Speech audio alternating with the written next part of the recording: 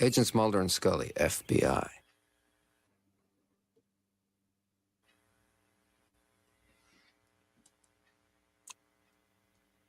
Well, good evening, everybody. I hope everybody's had a good week and not gotten too hot or had heat stroke in your garage. Or there's time. Yeah, give it a little bit of time. We might see Roman just. We can watch And it you're live. going to get weirder and weirder. We can watch it live as it happens. It's true. Is he naked? Yes, he is. He didn't start off naked, but he might end up naked. Welcome back, Roman. Thank Always you. good to have you. I'm excited to be here. These are two awesome episodes. When you talked about it, was that on my, it was my show last week. You said which ones we were going to do, and I was like, oh, that's Mark Shepard from Supernatural when he's young and and just full of vim and vigor. And then Beyond the Sea is one of my favorite X-Files episodes just ever. Brad Dourif gives such a powerful performance in it. It's fantastic. Oh, yeah. So thank you for having me on tonight. He always gives. He never gives doesn't a bring unique it, right? performance. Yeah, he really does. There's a Babylon 5 episode that he's in that is really good too. Yes. There's like 2 Star Trek Voyager episodes, which is the lesser Star Trek, if we're all honest, and he is only in like 2, maybe 3 episodes, and fantastic. Yeah, he plays a Vulcan serial killer. Oh, Betazoid. Betazoid, right? And then Yes. they lock him in his room, and later because they can't really do anything with him, so they confine him to his quarters for like the rest of the mission. But Well, he then he ends up helping them. Yeah, he ends up getting his redemption. But anyway, we could. Jacob, maybe you should do an episode do just Brad- on him Brad and his Dourif career stream? because that dude is. Maybe that's a great idea. That would be great. then somewhere along the line, he becomes Grimer Wormtongue, and Yeah. Yeah, right. Beard, how are you doing, sir? Doing well. A little warm here. Not as warm as Roman is in the garage like he is, but he doesn't show the sweating quite like I do. If it goes up a couple degrees in here, I'm just going to start pouring sweat. Facing the head's going to get red and disgusting like, but as a brief shock and preview to myself of what may or may not be coming up on Roman's channel recently, I forgot that I had stripped my shirt off whenever I turned my camera on before I came into the panel and was greeted with my pale, hairy torso. I'm really glad that I remembered to check my camera before I joined in because you guys would have been in for a shock. Yes. But yes, I'm looking forward to getting into this. These are 2 great episodes, and the second episode of 13 I think is probably the superior, but that is solely on the shoulders of Dourif just being a great actor. Yeah. Mando, how was watching your favorite episode 12? It was great. Fire. Everything was on fire. I felt a camaraderie with the main perp. I don't know why. It just kind of, there was a connection there. It just, I don't know. Did you watch it with your neighbor? No, she was at work. From their hospital room? She's not in the hospital. Okay. The second episode didn't bring you back to anything. Like half of it takes place in a prison. But none of my jail cell buddies were quite that crazy. There was one that was pretty close, but not quite. So to recap, within the span of 2 months, Mando's been to jail and burned somebody alive. Yep.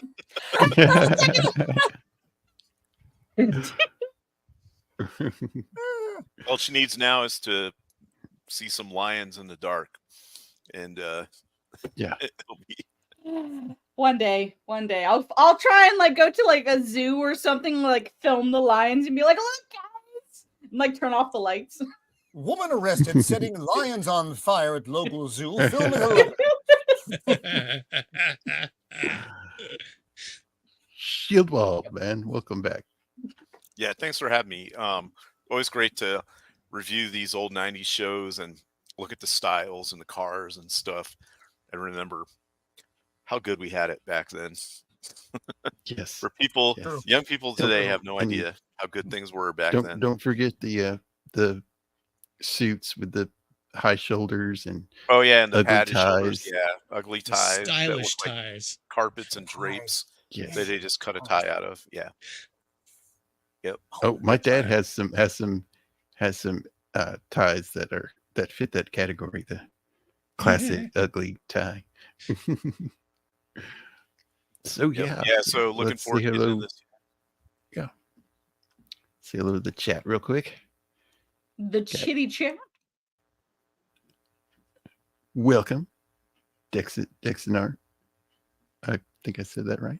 Oh, the bush. The bush is there. The lovely Sherry. Hey, good to see you in the chat. Howdy. Boosh. A stream would not be the same without Boosh.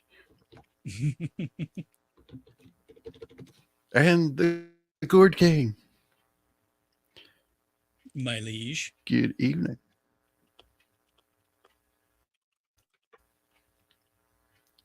So yeah, Gourd King and Beard have been my video game streaming channels of late that I've watched. So that's been fun.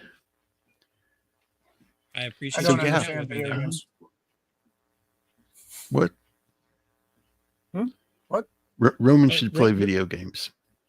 Oh, that I don't would be understand fun them. I to don't watch. like them, and I don't understand them. I Okay, try, so but I'm just bad. that's your and I that's your accept that. 2,000 subscriber goal. Is we have to watch you try to play a video game.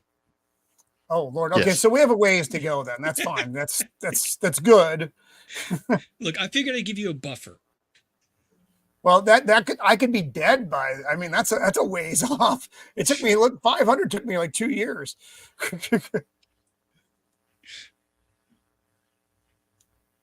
Whoa. There he You, is. you never know.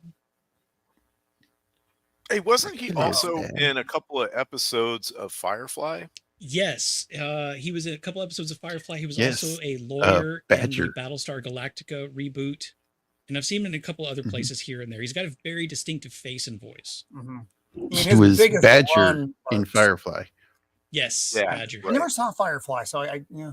Oh, you I got to know. see it. I Oh, don't have Pretty to. good. Roman. It's pretty I good. got too many other things I got to squeeze in. I have a stack of books next to my bed I haven't read. I haven't read any of the comics I bought. I just have all these things I'm never getting to. I can't add another series at this point. Well, I just it's can't only do it. one. Well, That good would- thing for you is they canceled it It's early, one so season. it's short. Yeah. Oh, I know. I got to One watch that season terrible and a movie movie. again. So, anyway, let's talk about the X-Files Yes, and let's not talk about about my failings. England. They are in England. England. That's what the text says. I think it's probably still the Northeast. It's probably the next door house Oh, it from the is. one we see later. You can find houses like that in Albuquerque, New Mexico. I don't know if you can hear the sound, but I'm gonna just play this short little snippet here. Right. Goodbye, darling. Goodbye, Charles. What time can I expect you? Before supper.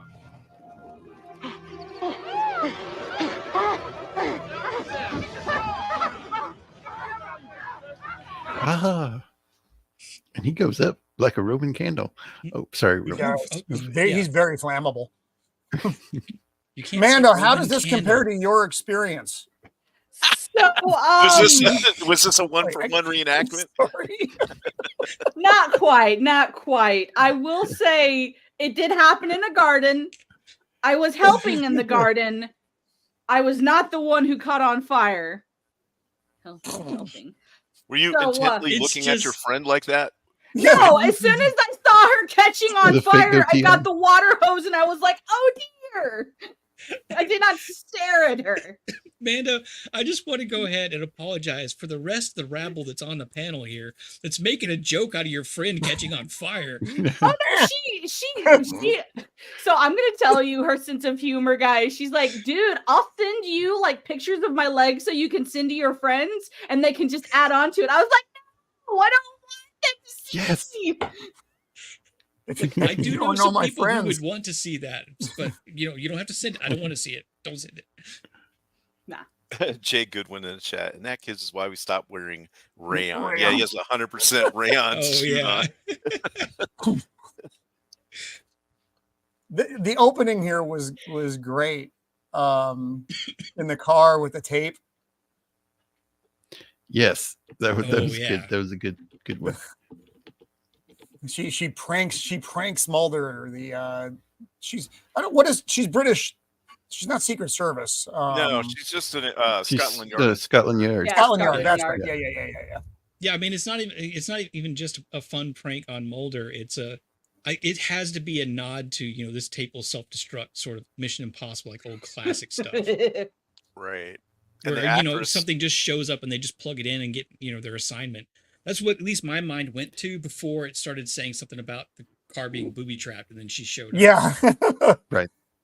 And Mulder's That's like, a real. I don't remember leaving the door unlocked. Huh. Another one of your X-Files. Yeah. Yeah, I don't know about you guys. I lock the door all the time. If I get to my car and it's unlocked, I do have questions. oh yeah. Yeah, I something's lock wrong, everything. yeah. I lock my house. I lock my car. My doors are locked right now, and I'm sitting in my house. I'm locked in the garage right now. Well, that's because you said something mean to your wife and she won't let you back in. Don't. She might be watching. Let's not talk about that. Oh, Romy, you're never getting back in here. So there's a tape sitting on the dashboard, and he puts the tape in, and it's like, oh, there's this explosion that this man got in the car, put a tape in, and unwittingly, Yeah, it's what like is it? set Off a bomb, not set off a bomb. Like You set activated the engine us, block, yeah. like 3 stories into the air. Activated the bomb. Yeah. Landed See, and I on was its also roof. thinking about this instance, the difference between back in the 90s and now is that the modern version of this is somebody would send you a random file and nobody would run that file unless they were an idiot. But the old days with magnetic tape, you just plug it in. What could go wrong? Apparently a bomb. Maybe or Apparently maybe a bomb. not. Because he gets And there she pranked. is. And Scully's like, yo, It's not a bomb. It's who's the just competition? a crazy Scotland Yard lady.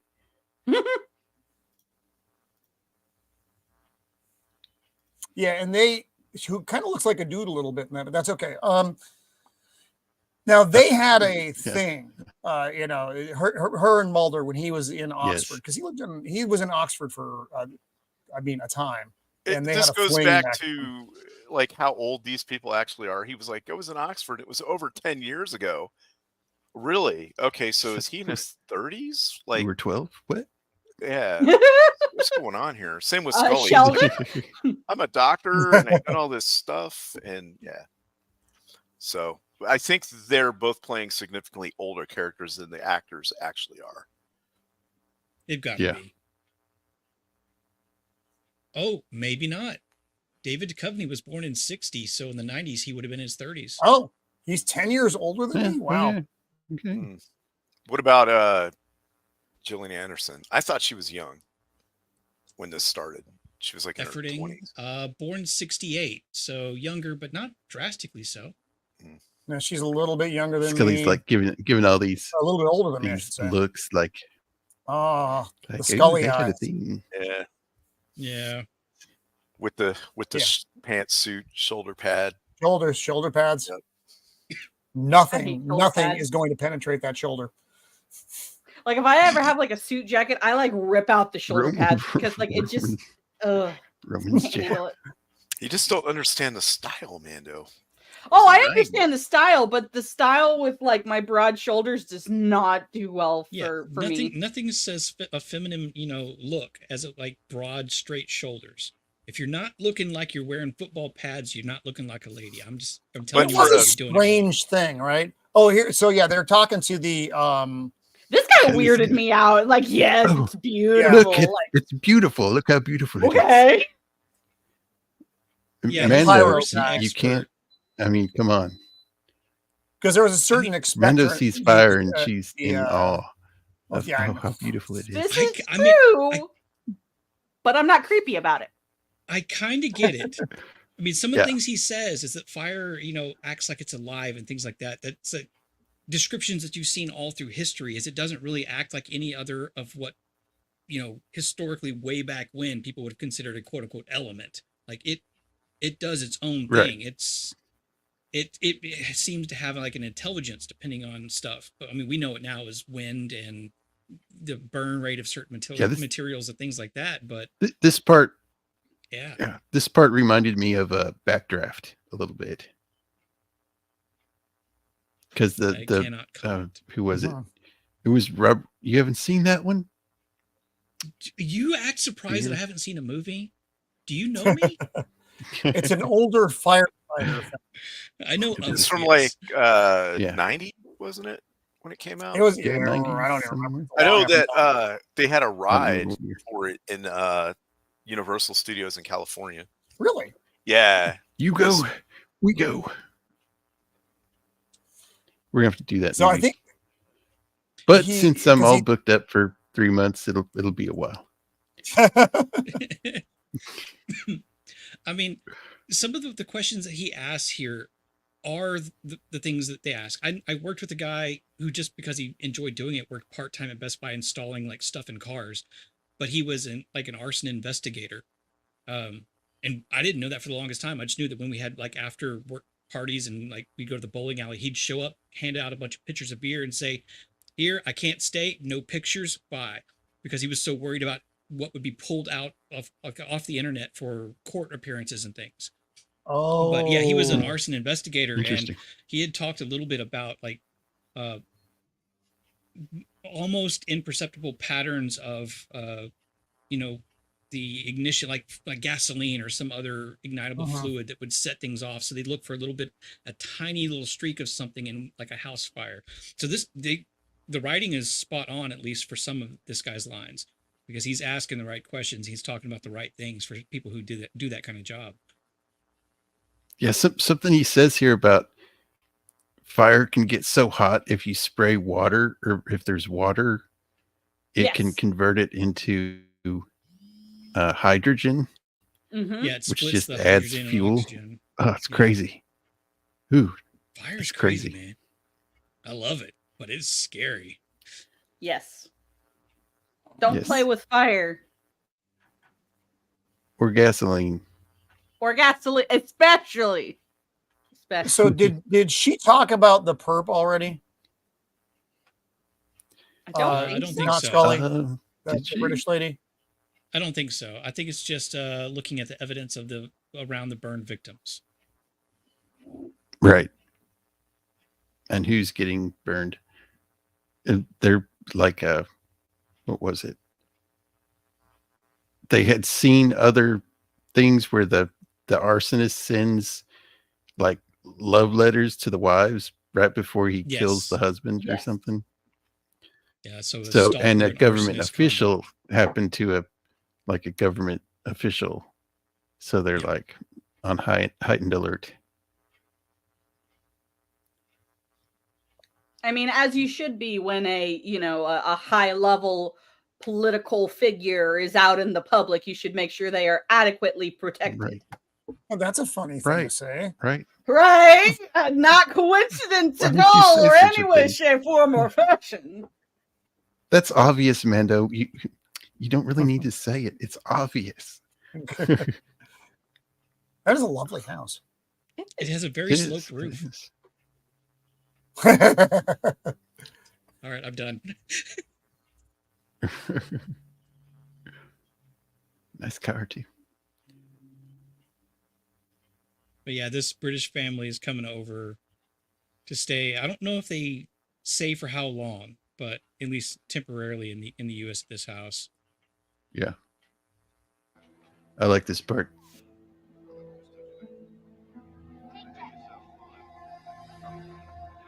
Oh, wow. Yeah, that's Doesn't need any nice. no matches. I don't need any matches. You know, a lot of people would say that a lot of the X-Files episodes give away too much, but I think it just kind of makes it more interesting. Because it's not. I don't really care if it's a mystery if this guy can ignite a fire with his mind or something like that. It's the X-Files. I kind of expect that he does, so show it to me. Right? Yeah, so he's taken the on the role of I don't know, He's it's caretaker, caretaker. of this That's house. the word. Yes, thank you. but I've he lost the word. but we find out here the caretaker is actually dead and he took his place. Yup. You know, and the guy does pretty. I don't actually know if he's actually English by birth, but he always has an accent in everything else I've seen. But he does a pretty decent no accent American voice in this. Yes. Yeah. He switches up. There's the old caretaker Yep. who's become Surprise. fertilizer.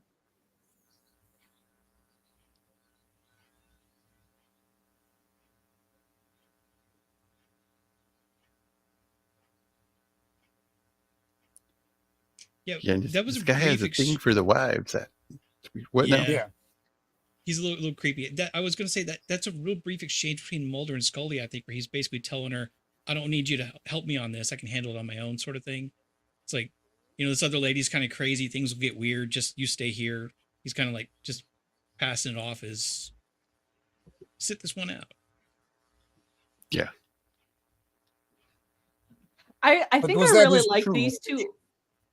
I really like these two episodes, especially because it's almost as if their roles are reversed. Like he's convincing Scully. It's like, oh yeah, this is not extraterrestrial or something like that. Especially in the next one. The driver. So I don't what. So the driver is coughing. I don't really didn't figure out what he did to the driver. Oh, he I mean, was spiked the driver his sick? stuff. Yeah, he poisons Or the did he just cough murder? syrup. Yeah, I Okay, assumed that he had used basically the same chemical that he'd been painting on things, because that would be a violent reaction, like a Oh, yeah, very yeah. toxic And it's very reaction. flammable. That was one of the Yeah. biggest problems I had with the show was you would smell that for sure. If it's jet fuel, Yeah, yeah, there's mean, no I way. But guess- here's the thing, though. If they're Yeah. smoking all the time, like I've known people who have smoked their entire lives, and it messes with your sense of smell.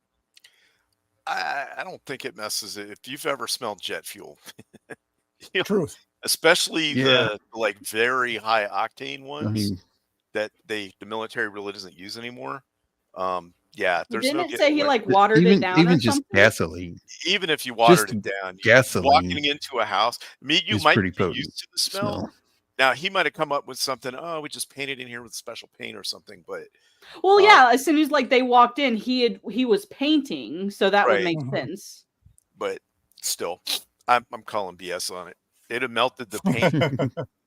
it is a stretch. I guess I will I agree with you on get- that, you know, because it's integral to the most things story that and are whatever, incredibly but- flammable have that odor, because what makes them so incredibly flammable is the fact that they evaporate into the air so easily, and it's the fumes that Right. actually kind of ignite it. So yes, I do agree. It's a Right. stretch on this one, but I mean, it's early X-Files. They get a lot of leeway. Oh, the bar scene. This does seem a little bit weird until you start getting into some of the kind of profiling that Scully does later, that he would show off like this. But it's like He he's so he needs to in- do it. He has to he's- show off. Yeah, he's unable to make regular human connections, as she says later on. So Oh my god. he's either stalking or he's Now doing that this kind of thing. I'll Yeah, be that's real honest. That serial looked kind killer of like one of my cousins. Hey, Like guys, the take a lady look at looked this. like one of my cousins. I was like, do I have a phone call? Yeah. There's that's Mando nice there. lighting her hand on fire. Because I know all the safety stuff that he's actually wearing there to make that okay aside, that's him, at least for what it looks like, doing his own Yeah, fire it stuff. does. That's It no does joke. look like it. Mm-hmm. Every basic ruining fire his stuff is jacket, no though. joke. Yeah, well, At least it's not full body. That's even crazier. yeah. You have a certain amount of, I want to say like a minute, but you're holding your breath. You have to hold your breath. Yeah. So you don't I breathe actually in long got a is it? comment. Flames. What? Yeah, From- the full body burn later. I actually will have a comment on what we see there regarding holding breath. But yeah, it's still no joke to even do an arm burn like that. Oh yeah, yeah. They would CG that these days. They wouldn't risk even their Yes, their 100%. guest dude. talent. That's what makes these old shows good. Practical effects. And And here's the writing boozy and lady from the characters. bar. I do like She's her like, "I was excuse supposed to when be he's at asking school." questions about what she could remember, or if anybody knew anything. She doesn't want to give solid answers because she doesn't want to be identified as being there. Right. Right. Is she married? I No, don't think she I says don't think so. specifically, Okay. but she kind of implies that she was, but was supposed to be at school. I mean, had she been younger at a different location on a bar, that would have just been somebody skipping school, like a high school kid or something like that. But I got the implication that she was married and just didn't want it to get out that she was at a bar hitting the on bar random fly. hot dudes. Hot dudes, but Ba-dum bump.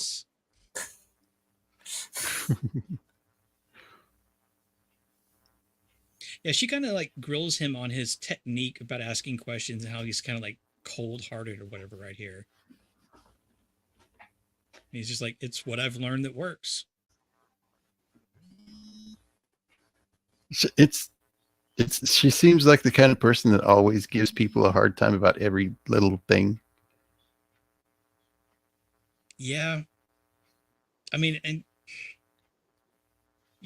we see she's pretty good for the most part at her job in this episode, but she definitely seems like somebody you wouldn't want to date. Mulder talks about that fairly often through this, and you can see that, at least from what we've seen so far, early X-Files, Mulder is usually the guy in charge. He's got the answers, or at least the right questions. Yeah. And she is putting him off of his game. He can't really handle himself around her. And that, oof, that's a toxic person right there.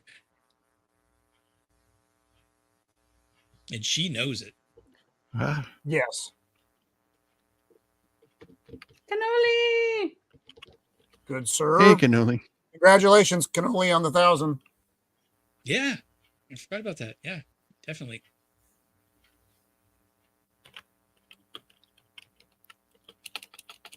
And the driver here is not looking too good. That smug smile.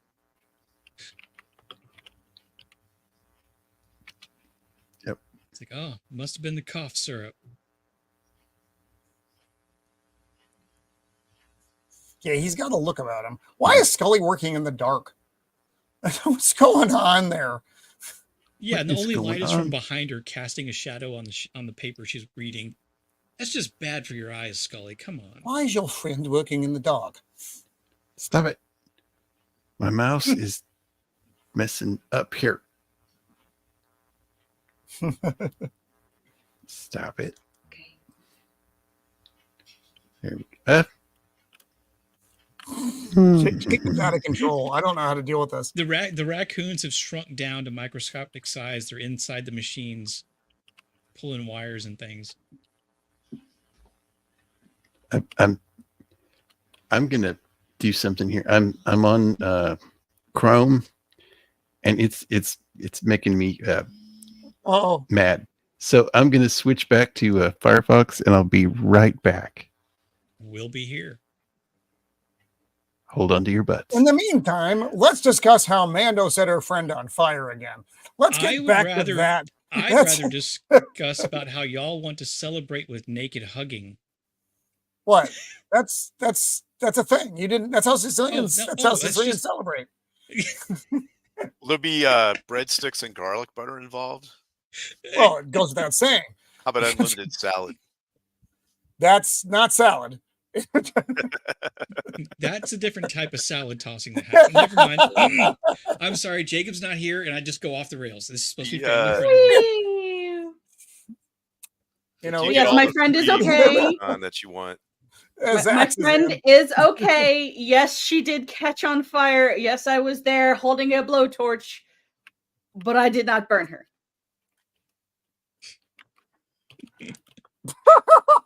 Just, I seriously didn't. It was just circumstances and coincidence that she was standing over someplace else pouring Yep. gasoline while I was Yeah. burning one Well, section. we believe you. We believe you.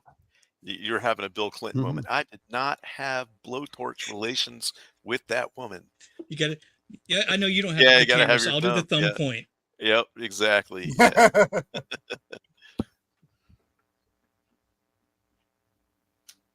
Yeah. I'm back. Oh, dear. All right. We were a little worried, and Beard said 47 curse words while you were gone. It was 47. only Oh, 46. The last one is only a curse word in a different country. You're the reason I have to age restrict this stream, Beard. All your cussing. Hmm. Whew. Oh my. Hey, AJ. Hello, sir. Oh, there we go. What's up, AJ? And what's up, Zax? Oh, And yeah. Canole. How could I miss those shoulders? I don't know, but I did. They're impressive. They're like two big meatballs attached to his torso. Yes. Meatballs you just Like want to rest Scully. your head on. Kind of like Scully, except rounded. With the shoulder pads. Imagine Zach's in a padded shoulder suit. I don't even know what that would look like.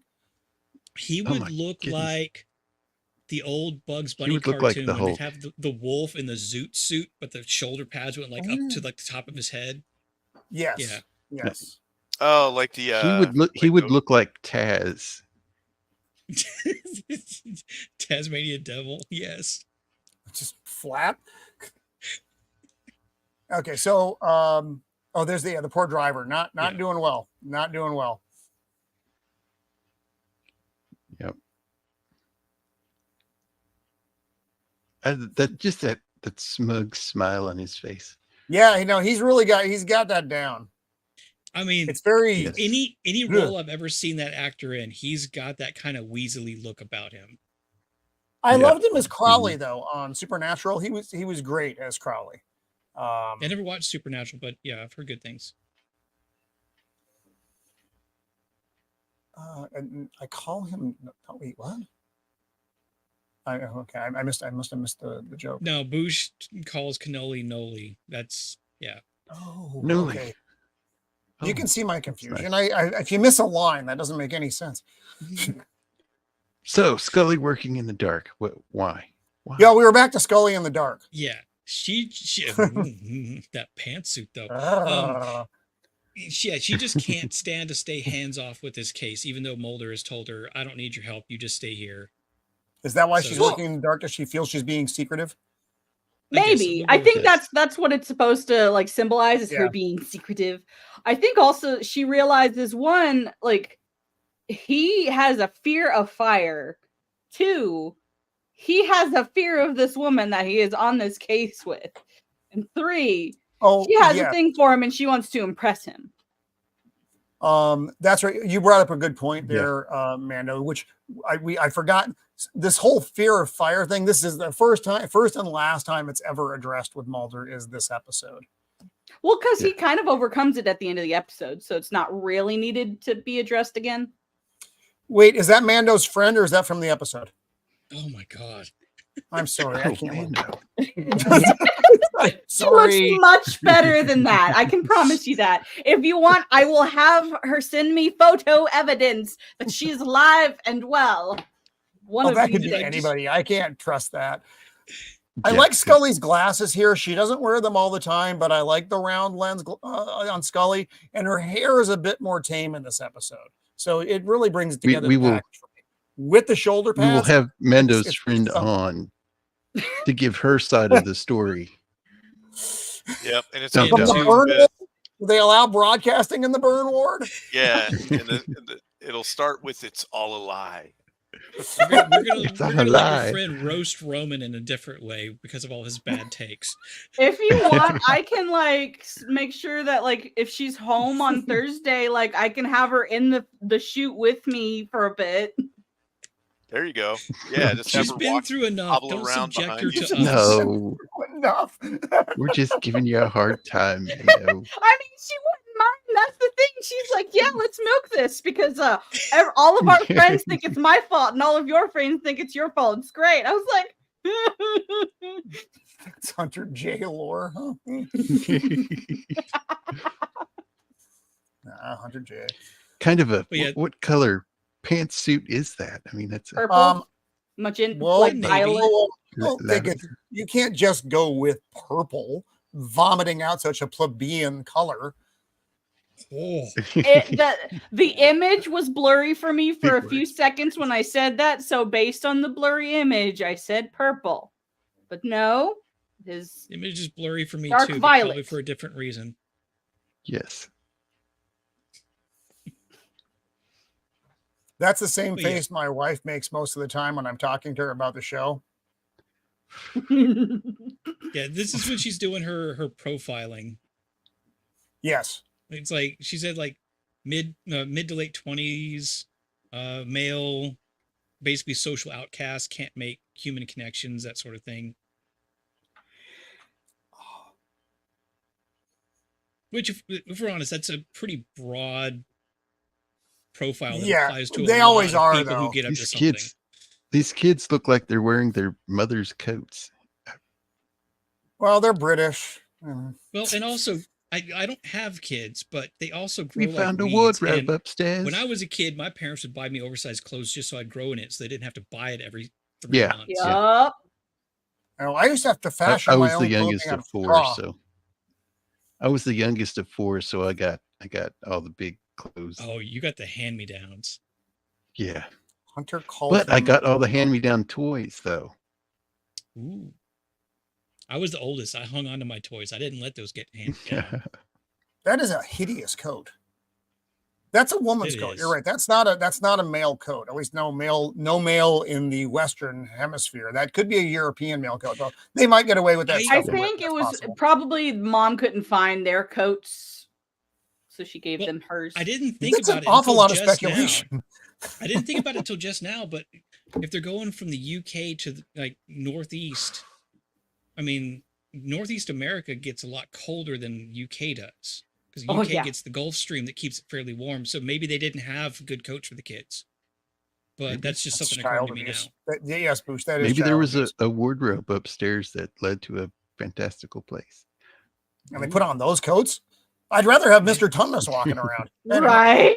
Yeah, Mr. So- Thomas is a hell of a lot. At less least in the creepy than this Chronicles of guy. Narnia, they had fur coats. Yeah. And he's So like, now "Hey, here's where he kids, gets you wanna close see to a the trick?" kids. Now To see now a this trick? yeah, Not sinister now at all. this would get you arrested. Oh, quick, fast, and in a hurry. Strange danger. Is that what that is? You have to promise you won't tell anyone. Now, is he Your speaking? mummy. Is he speaking with his Irish accent when he talks to them, No, or is he he- speaking? No. The entire flat time he's accent. here, for the most part, like he speaks in the American accent. Okay, I couldn't recall. Sorry. And this was a clever take on this basic magic trick, but plays into his character and what it can do, or what he can do, by lighting it while it's in his hand. It's a nice little touch. I like it. Then I think he tries to get them to smoke, right? If I'm not Yes. mistaken. He does. Which And then they kind of like, thankfully- no, and they scamper off. Yeah. You gotta- Well, you gotta no, have they the don't scamper anti-smoking. off. The mom calls them at the last second before he Oh, that's forces what it is. them. Yeah. Going back to visit the fireman.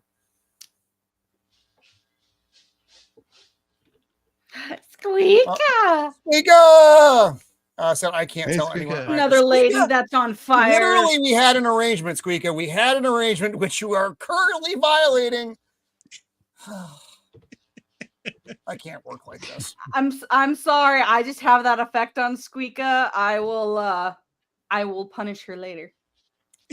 Whoa. That's not helping. Keep it G. though. I don't think that's helping. Keep it G. No more. That's it. Even the scientist is giving you the look. It's like, what did she By just say? George. God. What So is what, Scully she was asking him about the here? accelerant here. Yeah. Yes. I don't remember. Because Yeah, it's a 'cause that's special when she's batch. she's getting clarification on quote unquote rocket fuel and things like that at this moment. So I'm not quite clear. Can he just do this with his mind, or is he using an accelerant Well, to help? So I- the answer is yes and yes. Yes, he can do Yes. it with his Okay. mind, but to get broader effect, he has the accelerant so he can really cook a place fast. I Yeah, I thought mean, it because was that he just coated everything in an accelerant, and it's just so Well, flammable. in this instance, he mixed it into the paint. So now that's not even something that's actually viable for a myriad of reasons that we don't need to go into here. Yeah. But Yeah. for the purposes of the show, it was to, cover it up and so that the house would burn down quickly. But is that something that can actually happen? No, it's not. Bye, Thanks for dropping by, Squeaker. Always good to And- see the mouse. And no Fallout stream from me tonight, Squeakus. So you can get work done and actually sleep instead of making comments.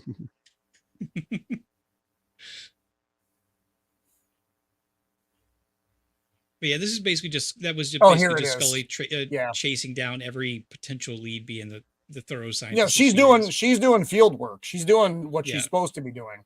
What Mulder Yeah. would be doing if he wasn't distracted. Mhm. Right. Yeah, we're going back to Do Here- you the want to kids. smoke? Do you want to smoke? Oh. I bet you this was used in a drug, be drug free or dare commercial or something. Yeah. Yeah, this is you on drugs commercial. And the fact that nobody acknowledges that you light 3 cigarettes near anybody for a couple of minutes, you're going to smell like that for a long time. Mom would have smelled it. Yeah. Have you been Have smoking? you been smoking, kids? No. You liar! Get the wire hanger! You liars. Now you have to smoke a whole pack for I mean, punishment. this does come across as a little awkward, the kind of your typical 90s no smoking, stranger danger sort of thing, but it still also does kind of fit into his profile that Scully has come up with. It's like he doesn't know how to connect with people properly, so he's just using whatever he has, She's even if like- it's inappropriate. Yeah. No, This guy's- I mean, she's like, narcissist or sociopath. Our they driver's sick. don't connect. I like her Our hair driver too, is though. sick. We need a driver. Yes, conveniently sick. Of course, I'll drive the car for you. Yes, you don't need a chauffeur's license. I've got my housekeeper and gardener. He can totally drive a limo, and doesn't look at all like somebody you Where's should be the wary aliens? of. This Yeah. this is an alien-free Nadia. episode, Nadia. It's There's good no to aliens see in you, this by episode. the These are all way. fire, Nadia. They're all on Not fire. every episode is alien episodes, Nadia. Unless, if we go with the theory that aliens have been abducting and experimenting on humans for a long period of time, and that's how his genes evolved to get ability to start a fire with his mind. Beard, Right. Just Right. tossing that out. Beard, you're fired. All right, bye. I'm not saying it's the aliens, but it's the aliens. The guy. Also, I want to compliment the British lady on her wrap, and it's lovely because it's not a coat, it's not a sweater, it's a wrap. Anyway, go on. I just want to like a Paris fashion week Women stream out with there, Roman if you need commenting on advice clothes. on fashion, just ask Roman. I'm not He's just been a pretty around face. for a while. folks. When you're 187 years old, you've seen some things. That's all I'm saying. Yeah, And he's Says been the well man in a trained straw by hat his and- wife. No, actually, that she objects And to both the straw hat no. and the Metallica shirt and the shorts and the lack of underwear. So, I mean, I should know about wraps. I used to wear togas, so that hat. they are. I really know, cool I in know. the I got summer. two. I got two of them now, Nadia. I have this one and I Yes. have a black one now too, which I'll debut on Thursday. or fighting Persians at the hut gates. Truth. so What this is city a- are they in? Boston. Boston. Boston. Boston I sucks, mean, by the way. I don't Look know. at, if why you've is gotten Mulder the looking book- at that guy? Is it because he's Hispanic? Mulder's a racist. That's Mulder what this is. is. He's looking I at him don't know if because you're actually- is that guy from Miami Vice? It kind of looks like Yeah, I don't know if they're in Boston yet because she mentions that. I don't know. Where they are isn't actually important, but they do mention that the family is going to Boston. There's some get together for them. Yeah. Their driver is taking them, and he's been vetted. Yeah, because apparently she not doesn't by know the picture. driver is swapped at this point. Yes. Right. And she's also going, I don't think she's knows at all, because I don't think she's ever seen a picture of the driver, because she rides with them and still doesn't know until later on. So she vetted a man without ever seeing an image of him. That's bad. That's Right. bad work. But yeah, so Mulder says we should cancel it. Oh no, she said we should cancel it. He says, unless you want to set a trap. So yeah, they're gonna go in and try to pick out the fire guy. That's not nice, Nadia. That's a No, coup. that wasn't meant to make me feel good. I was going to type something, but now I'm worried what I'm going to type. I'm a little afraid because I don't want that in Jacob's feed. Yeah. No, the answer to your query, Nadia, would be no ho on the roho. No. But yeah, this little I don't exchange is blow to basically Zool. just I am no fool.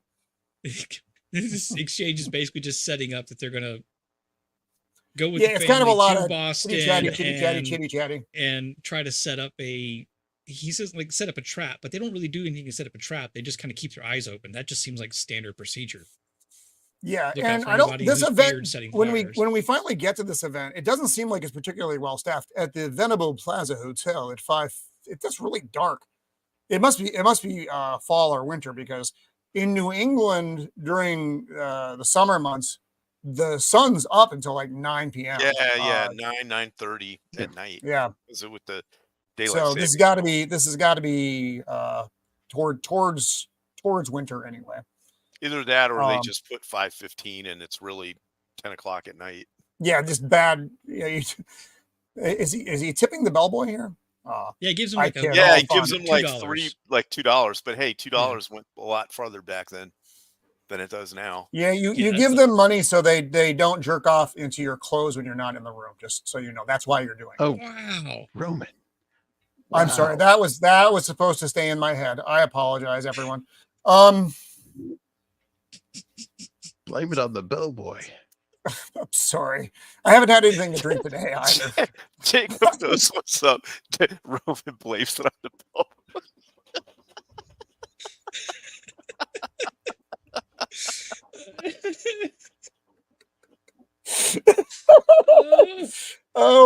Oh, yes. It's probably for the best.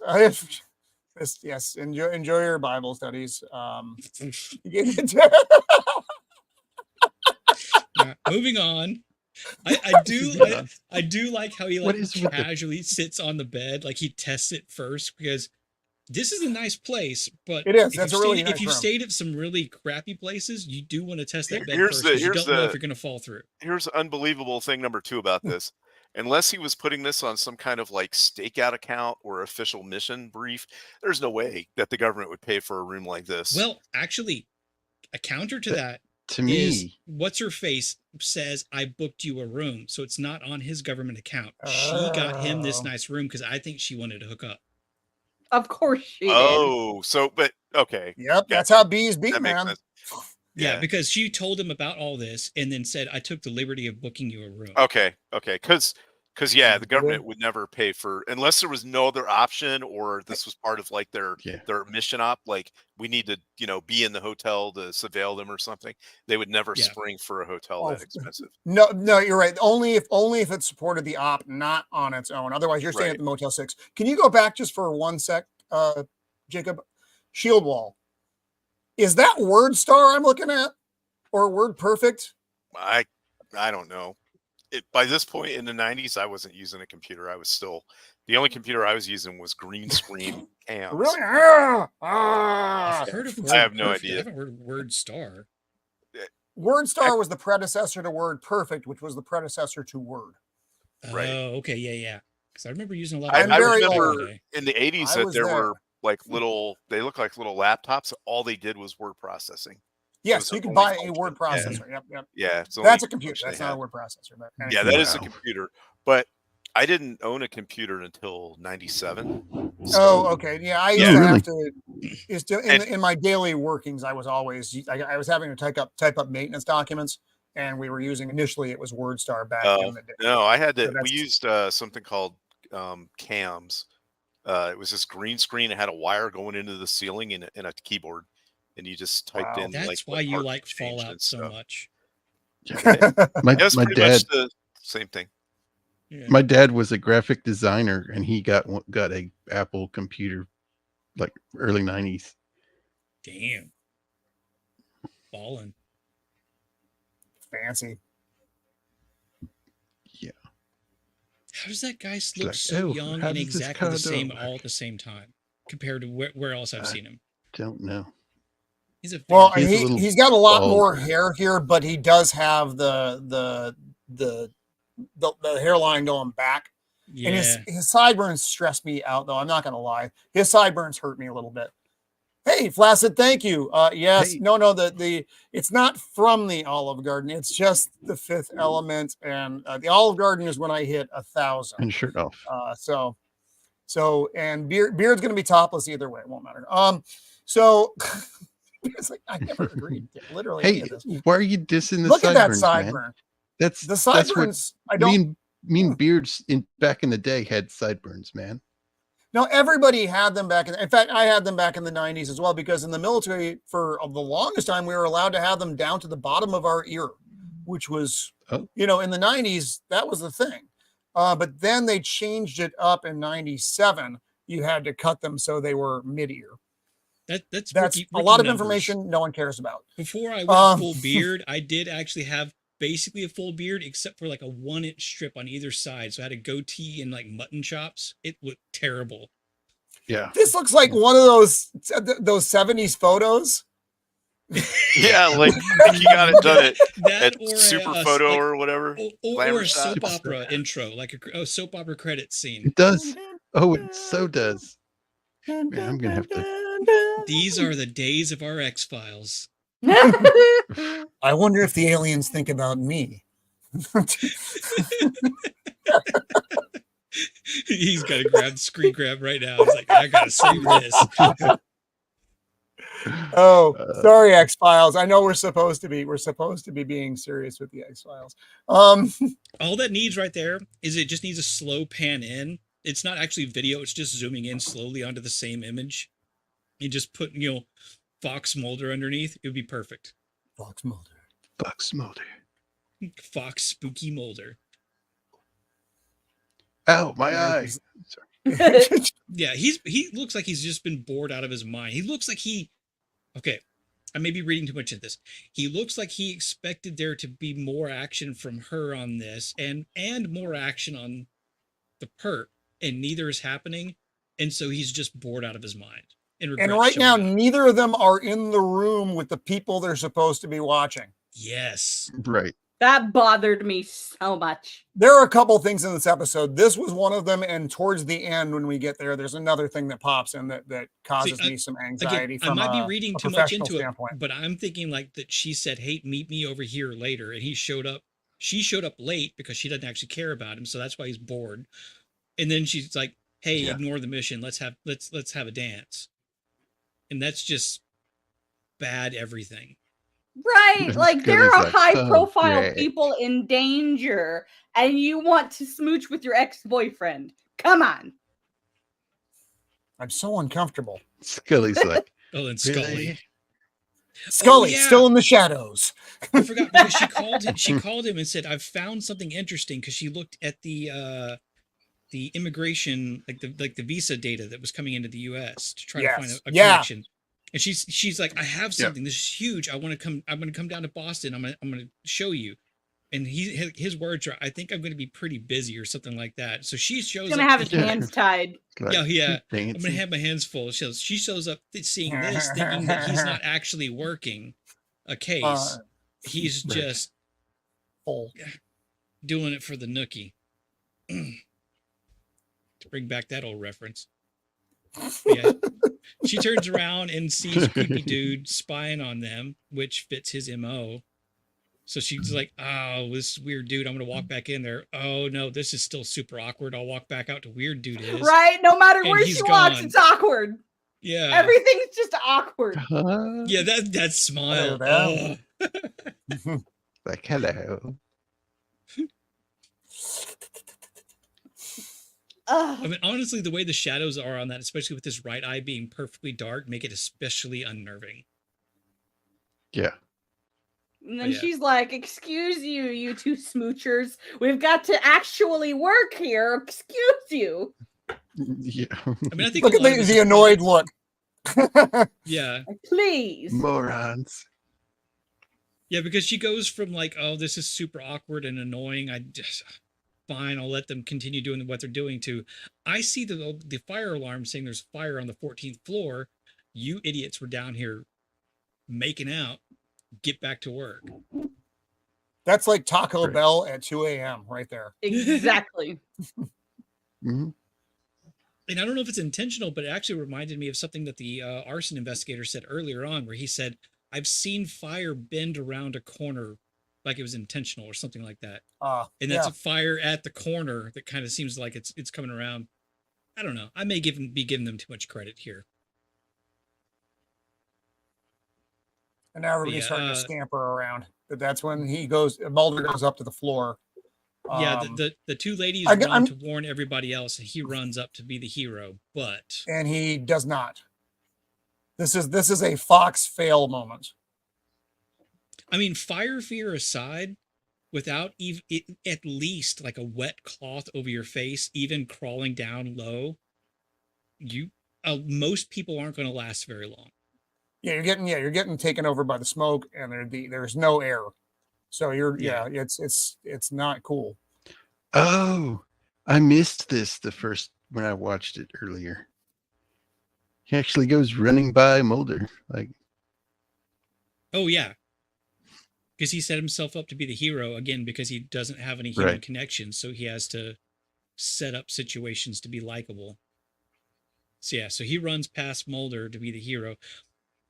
It's a nitpick here, but these firefighters have oxygen tanks on their back, but no oxygen mask on their face. That's come on. Yeah. So Mulder has to get rescued. Yeah. Like, And here's where he gets the congratulations. Oh, look at this good lad. Good lad. And Mulder's dying. they're all over patting the guy. Are you okay? Yeah. I suck, Scully. I suck. See, like right there, she did not know who the driver was because she's looking him right in the eye and thanking him. Yep. But yeah. And it doesn't take something nearly as dramatic as a situation like this. That is a kick in the nuts to most men to be like, I'm going to do the good thing and to fail at it. I mean, I can only speak for myself, but yeah, that would be like the lowest situation that I think Mulder would have been at for probably a decade or more. Scully, where are my clothes? Where's the bellboy? You know, Mulder thought he was going to get the shirt off going to take his shirt off with the other girl, and Scully gets his shirt off. Yeah, I half did expect him to get out of bed and have that moment where he goes, "Where are my pants?" Right. But he didn't. All right, it's fine. This is not a comedy. We've all been there. Yeah.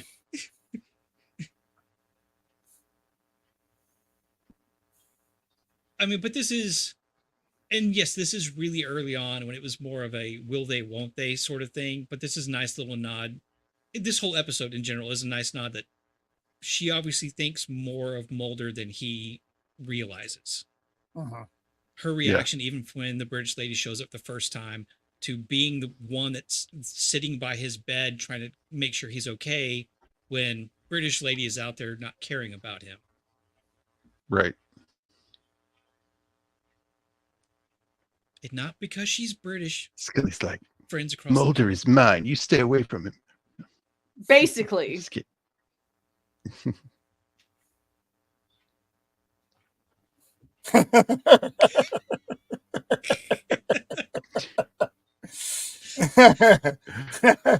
Well played, Boosh. Yep. Yep. I did find it interesting that when Mulder woke up, he asked Scully how the kids were, and she said they're fine. And then when I gotta stop calling her British lady, it's when Phoebe. I mean, it's Green better than walks when in. I called her. I just call her what's your face. Yeah, when Phoebe walks in, his first question is, "How are the kids?" And that's got like another like gut punch to Scully because like he didn't trust her or something like that. There's a lot of little things in here. The episode's kind of disjointed at times, but Yeah. they had a lot of right pieces. Mulder's like I don't think it really fit Mhm. together perfect. sticking his feet in Scully's face. Yeah.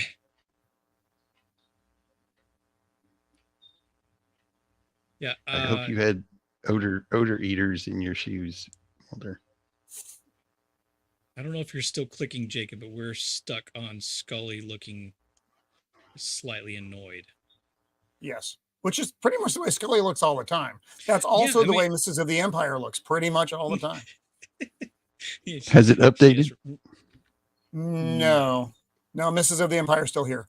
I'm s- But what? No, Hang Jacob. on, It's hang still Scully shortly after This right here Phoebe proves- walked in. Okay. This right here proves that she doesn't watch your streams. Oh yeah. How about now? sometimes she does. Sometimes she does. I don't hear anything breaking in the kitchen. So, Did it update? Did it update? Now, well, it's that like, was just black, Jacob. what do Either you I'm see? having a stroke or there's Yeah. nothing on the screen. I mean, if you're having a stroke, then I'm having a stroke because I I don't see see Mulder. nothing. I do No, not You you see should be Mulder. seeing Jacob. Mulder on the screen. I see Mulder in the dark with no lights on. You might have to completely remove that and get back in. I don't know. I don't think this is necessarily on your end, Jacob. StreamYard seems to have been having some issues fairly recently. Yeah. Not just you, a couple of the other StreamYard. channels that I've been on. See spinning wheel of death. I mean, except for Roman's channel. I've always been in troubles on Roman's channel. Wait, what? Spinning What wheel about- of what? death. That's all I'm seeing. Now what? Now the You Black. spin- Black. Now Oh, what? there, Oh, there's there it Mulder. is. We're back, baby.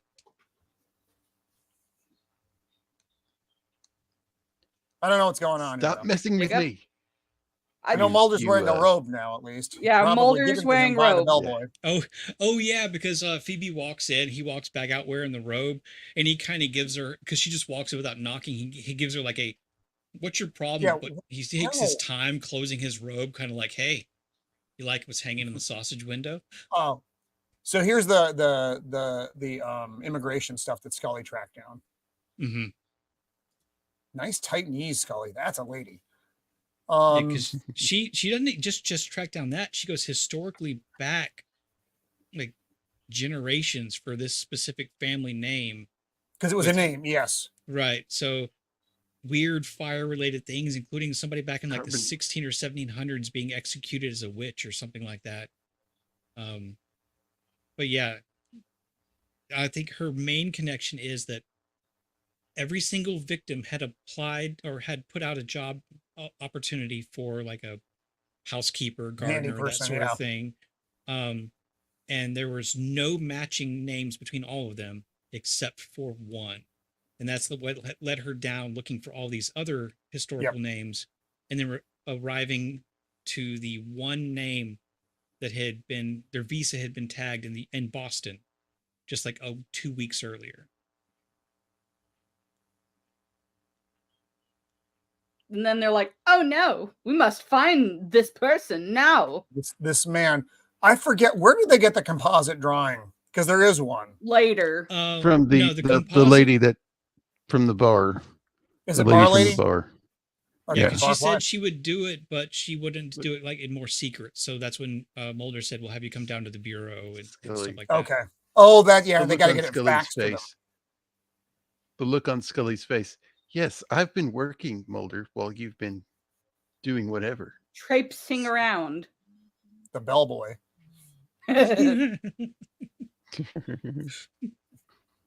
Brings a new definition to ring my bell. Anyway, Um,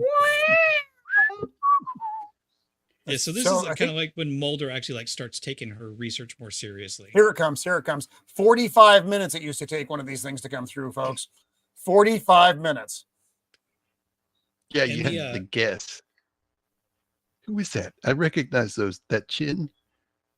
The scene transition from that drawing to his face, like the close up, that was nice. I like it. I mean, because obviously all of us as the audience recognize this, but just adding that extra little spice in there, going straight from this to his actual face, really good.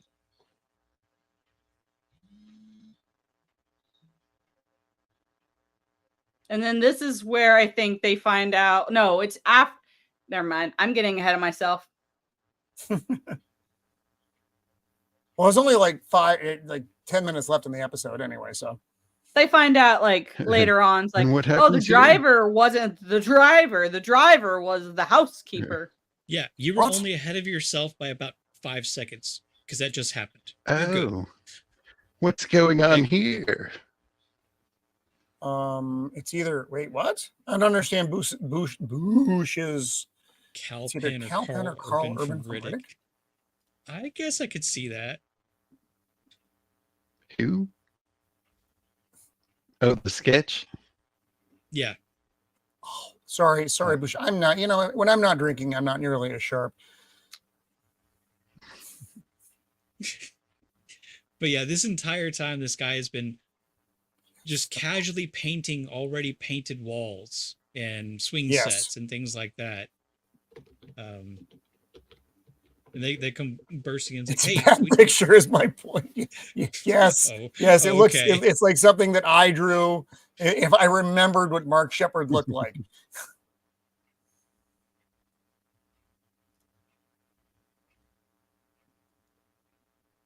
Waiting. Yeah, I didn't get the waiting, whole suddenly the inspector chick is having an affair with the husband thing. Oh, that's right. Yeah, she's banging the British dude, Yeah. Well, which is why she's there in the first place. they were in a kinda. compromising position when Mulder walked in at a I minimum. didn't even think about that, but that might be why she suddenly cares about bringing somebody else in after 4 deaths in 6 months.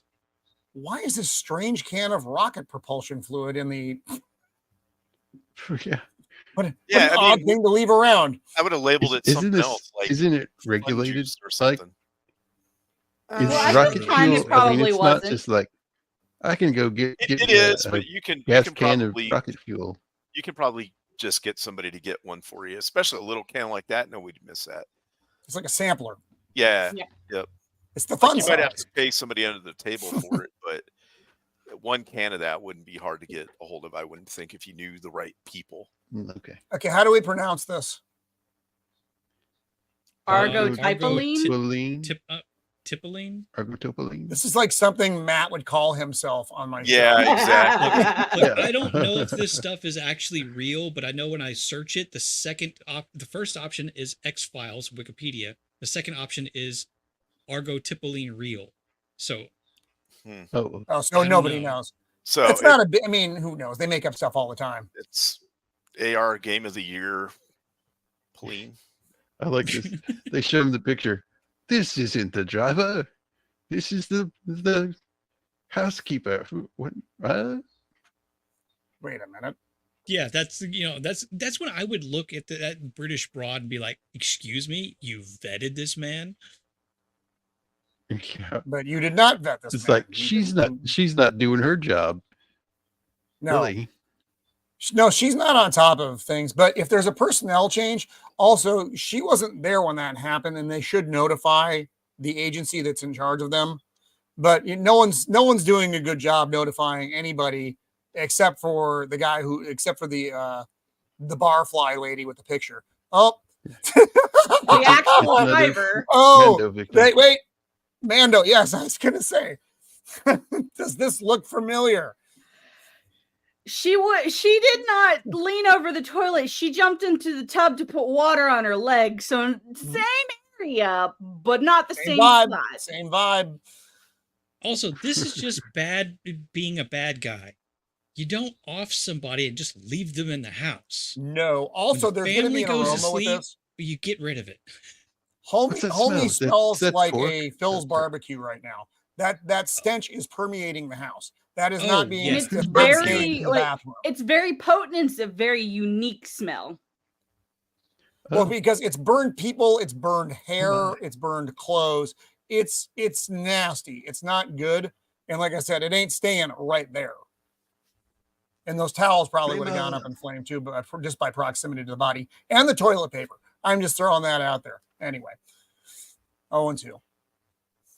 Yeah. Now things just start catching on fire.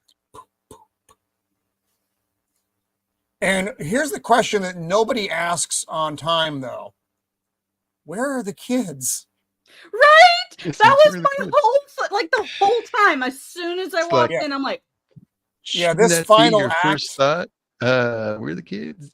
that drove me nuts. I'm like, bro, Well, that's like, like your 'cause- Honey, I first shrunk the thing. kids. Okay. like the moment it clicked for the mom, especially, like, oh wait, this weirdo was hanging out with my children alone not that long ago.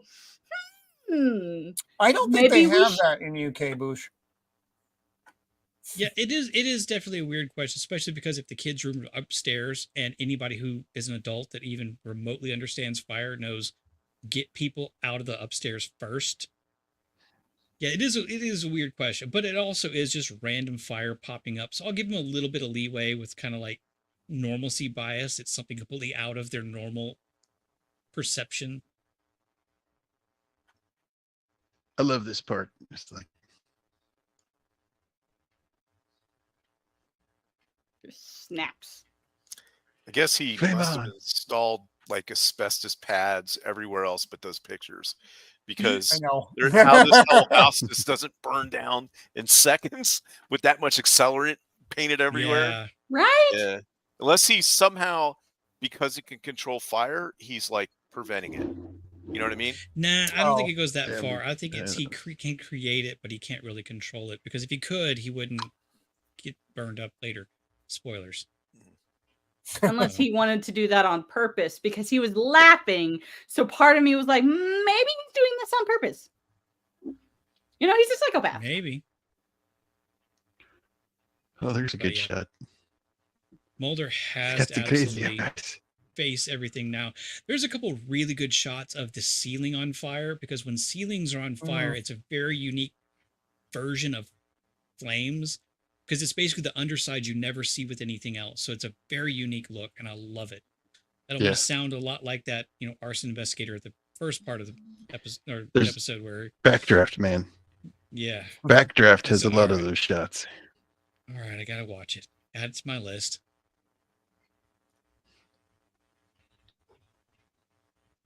And I don't want to be that guy, but if you're still clicking, we're still looking at Mulder ducking down with the fire in the hallway. Again? Yeah, sorry. Grr. I mean, I can pretend everything's fine. Oh wait, it just updated. It just updated. There we go. I see Oh, did- stairs. Down the Okay. stairs we go. I almost hit quit sharing. Yeah, I think it's fully StreamYard here that's just having some issues processing the back end. I'm like, shoot him! Shoot him now! Shoot. Pew pew. I Pew, mean, pew, pew, okay. pew. On one hand, he Ain't does small, miss have a small. good he does have good reasoning. You don't know how that shot will set off anything else in the house. But on the other hand, completely opposite of that is there's already a massive fire upstairs. If there were enough fumes to be set off by a gunshot, they'd already be gone by now. Right? So, That was kind of my just thought shoot him. process. It's like, well, you're going to set everything on fire in a minute anyway. yeah.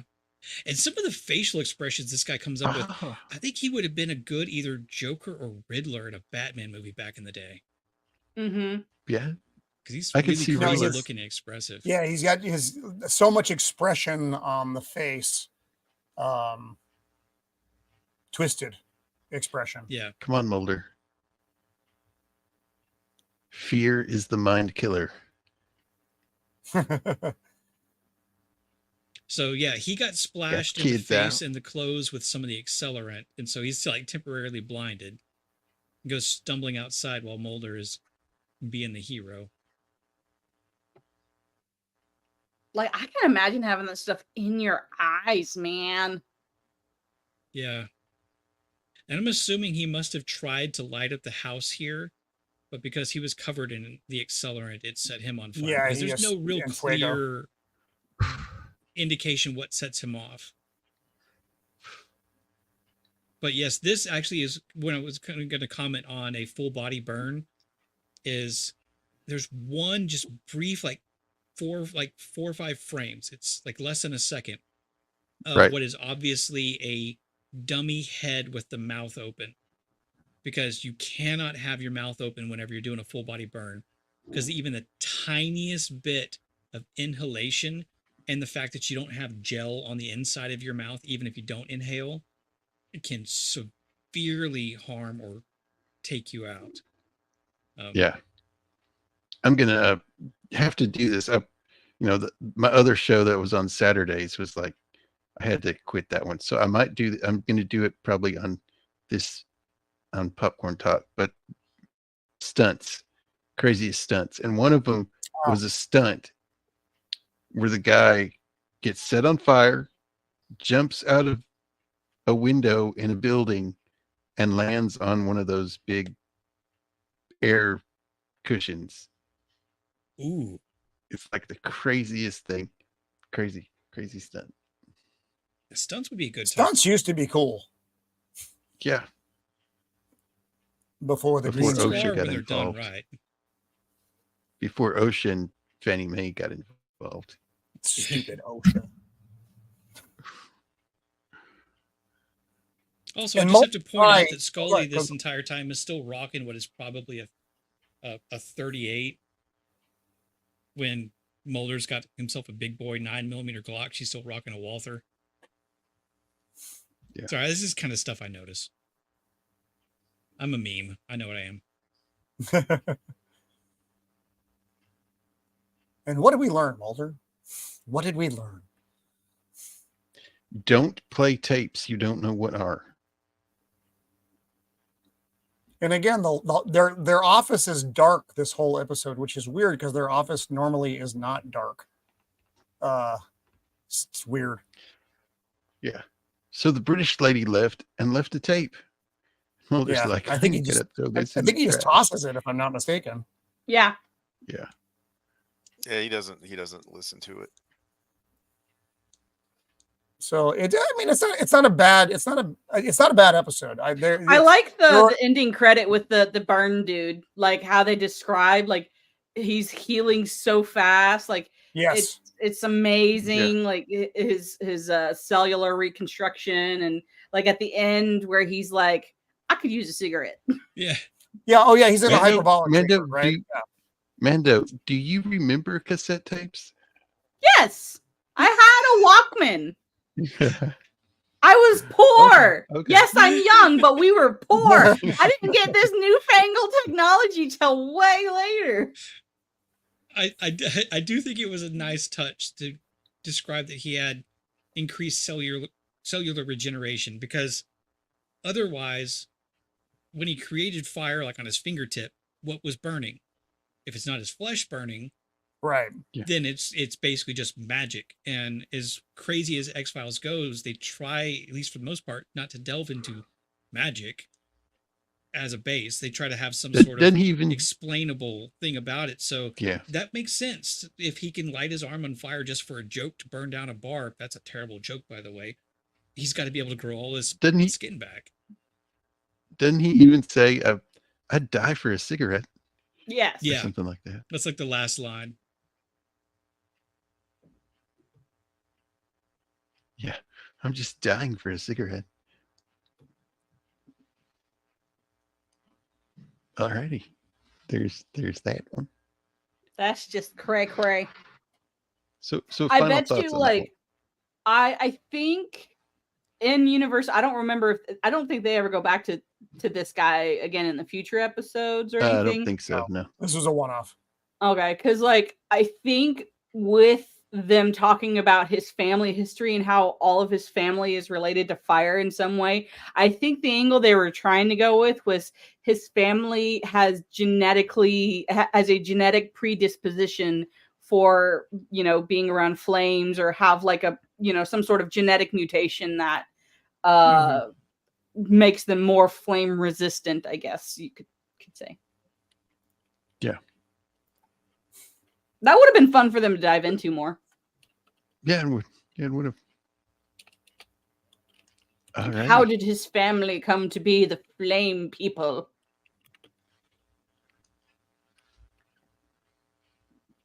They used to ride dragons, probably.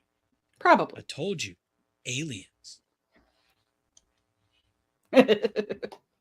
I do like that as kind of like a through like thought for some of the non-alien situations that the X-Files tackles, is that if we've been visited by extraterrestrials for so long and we've been abducted and experimented on, that they may have set things off in our genetic code that explain other things that are not necessarily directly tied to them. Hammond Aliens. of Texas. Yeah. John it's Davis. Yep. Oh, this General guy. Hammond. Yep. So Scully's dad. Are you going to leave these things up all year? Yeah, Dad. I'm going to leave them up all year. That's just being efficient with your time. She Yeah. seems, and there seems to be a tightness in the relationship here, it's just slightly awkward. It's not overtly awkward, but it's slightly awkward, and you get that vibe. Yeah, because we get something a little bit later on where Scully's dad didn't really approve of her career choice. FBI, yeah. Right. Yeah. Wanted her to be a doctor or something. And this is where you get her nickname, Starbuck, from him. She calls him Ahab. He calls her Starbuck. He's a captain, or he was a captain in the Navy, for those that don't know. I mean, that dude, I won't say that Don S. Davis was ever a top tier actor in Hollywood, but he's always in any role felt like a real person. Mm-hmm. He doesn't And he was do in a anything- ton of stuff. He's one of those Right. guys who's you know his face because he's been in so many things. He doesn't do anything crazy, super dramatic, over the top, super emotional, pulling at your heartstrings, but he seems real in the role that he's playing. And I think that says a lot for somebody that does admittedly very small roles in TV and things. So they've left the house at this point, and Scully fell asleep on the couch, and she wakes up and she sees her dad sitting in the chair, and it's freaks her out a little bit. Okay, and you can see his mouth moving, but you can't hear anything. In your first Like, yes. inclination, at least mine was that this would be like when you hear the phone ring, that it would wake her up from a dream. Like that what we were seeing was a dream. I was thinking something completely different. I was thinking her parents got abducted. Her father was basically being held against his will. And the phone call was her mom basically like saying, hey, we're being, like, if you don't give so-and-so certain money, we're going to, he's going to kill us, blah, blah, blah. Yeah. I like Dana's relationship. Ordinary. No, it's very ordinary. I like Dana's relationship with her parents here, though. It's interesting because you're always the child with your parents. It doesn't matter how old you are. And Dana acts very differently with her parents than she does with Mulder. It's a very natural thing, and they do a good job showing that in the program. Yeah, this is a fantastic episode. I know I said earlier on that it's squarely on the shoulders of Brad Dourif carrying everything, but I should take that back, because just overall, especially somebody who like Scully, who is so analytical and judgmental of Mulder. Oh yeah, that who's totally tests her in this totally episode. fact-based, and this goes to what I think it was Mando earlier that said that these two episodes seem to see their roles kind of flipped between them. And yeah, she gets a lot. Hey guys, I will be right back. Okay. Copy all. Yeah. There's a big juxtaposition between the two characters between that episode and this episode. It's very well done, and I don't know if Chris Carter did that intentionally when he wrote them, because he's the primary writer for the program. Right. It's his baby. So he wrote the one. He's thinking, well, you know what'd be interesting? Let's flip the script on this. And now Scully is put through kind of the ringer as far as the questioning of everything. And Mulder is the no, which is what you get for most of this episode. Well, I mean, even not just that, it gives Gillian Anderson a little bit more range to try to act. Mhm. I mean, and this is still early on. It's still early on with her role as Scully. It's still season 1, so we're still fleshing things out. So I'm not going to say it's the best acting she's done in this role, but it gives her a little bit more room. It makes Scully feel like more of a real person than what we've seen before. Because if we're honest, most of what we've seen so far of Scully has been she's a caricature. She's a plot device or something like that. She's the foil for Mulder. She's not her own person. She exists because of Mulder. This is, I think, one of the first episodes where we see her really get to exist on her own. No, I think you're right. And we're only like in the middle of the season as well. Remember, kids, they used to make long ass seasons of these shows. It wasn't the 8 to 10 episodes. You would get 20 to 24 episodes out of a season. So there was some real meat on these bones. Because they gave the characters so much time to get to develop, which you can't do in an 8-episode series, not well anyway. So that's one of the things with X-Files that you and this episode is for me top 3 easy of all the seasons. And then for me, like I said, I've mentioned it before, the first 3 seasons of X-Files are the best. And then it's varying degrees of okay to bad. And just it did not, just the way it worked out. It is what it is. But first, that's the way that a lot of shows are, especially when they're dealing with mysteries and such, is eventually you just kind of run out of questions to ask. And then they should have put it to bed. Things up. Yeah, exactly. They should have put it to bed. As soon as the Covenant, they knew it wasn't going to work out. They could have made a brilliant 3-season run. And then you don't have to remember all the horrible, very clumsy mishandlings of the rest of it. And you could have gone back and revisited like they did with seasons 10 and 11, or just season 10. You'll have to forgive my memory because I'm not. It doesn't work very well when they bring the show back. It's been off for years and years and years, but you come back and you revisit the characters again. And you could have done something like that, like a limited run special would have been fine. You're back. I don't know. I'm pontificating. But with those bad episodes, you did get some pretty good episodes mixed in. Yes. No, there were gems in the mix, but the overall bit was not good. It was the good episodes. I don't think they were worth the bad episodes.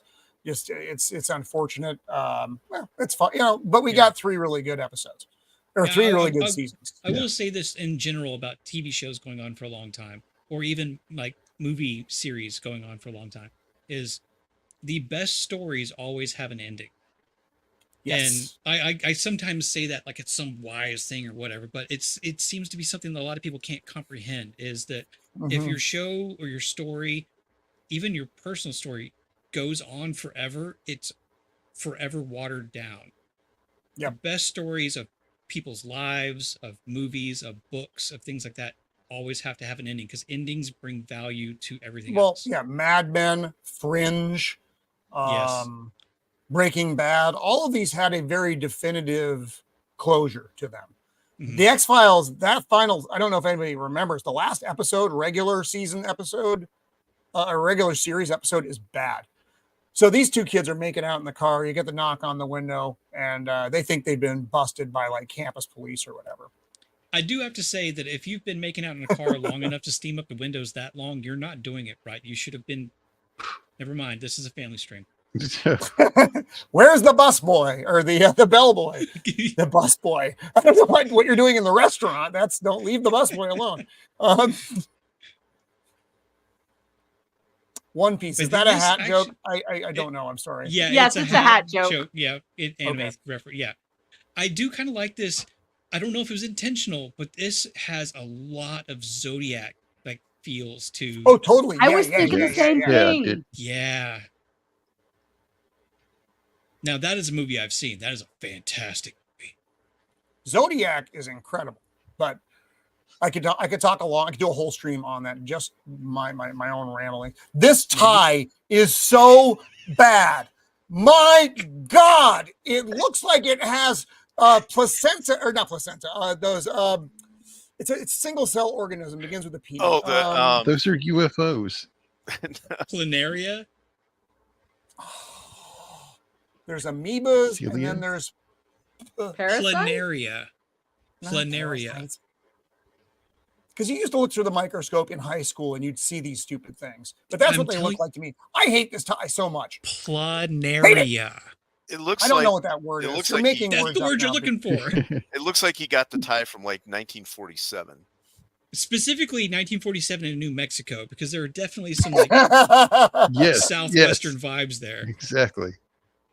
So now Mulder's giving her the rundown, though. You know, these two kids got kidnapped. There was a case just like it. We thought it was a one-off, but now it looks like it's a serial.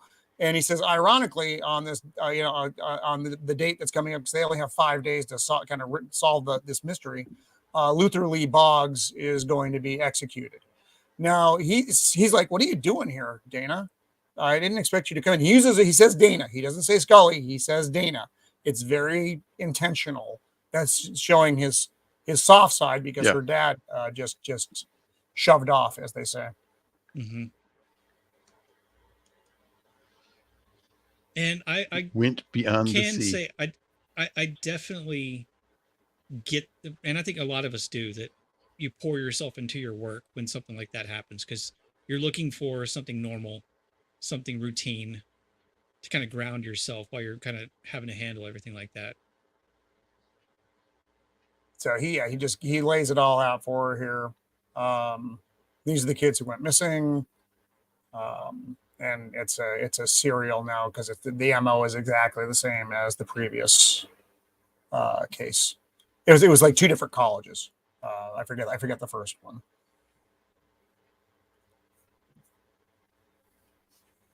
See, the office is all lit up here, by the way. I'm noting from the past episode to this current one.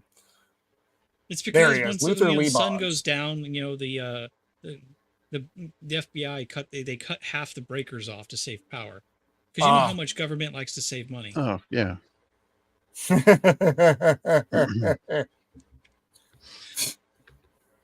Yeah, this dude, everything he is in, Booger sugar. He's You fantastic. gotta save money in the government to spend it on booger sugar. Yes. So Mulder's profile is also what put Luther Lee Boggs away. He killed his family, then finished watching the football game. It's pretty dark stuff. That's Yeah, how important football is, you know. Yeah. I guess Yeah. it's possible. I mean, we're going to get into it later on about what he experienced surviving his first execution and Yes. everything like that. So yeah, this episode definitely deals with a lot of dark things. And he was supposed to get executed a while ago, but he got a last minute stay of execution, and he was in the chair. Yeah.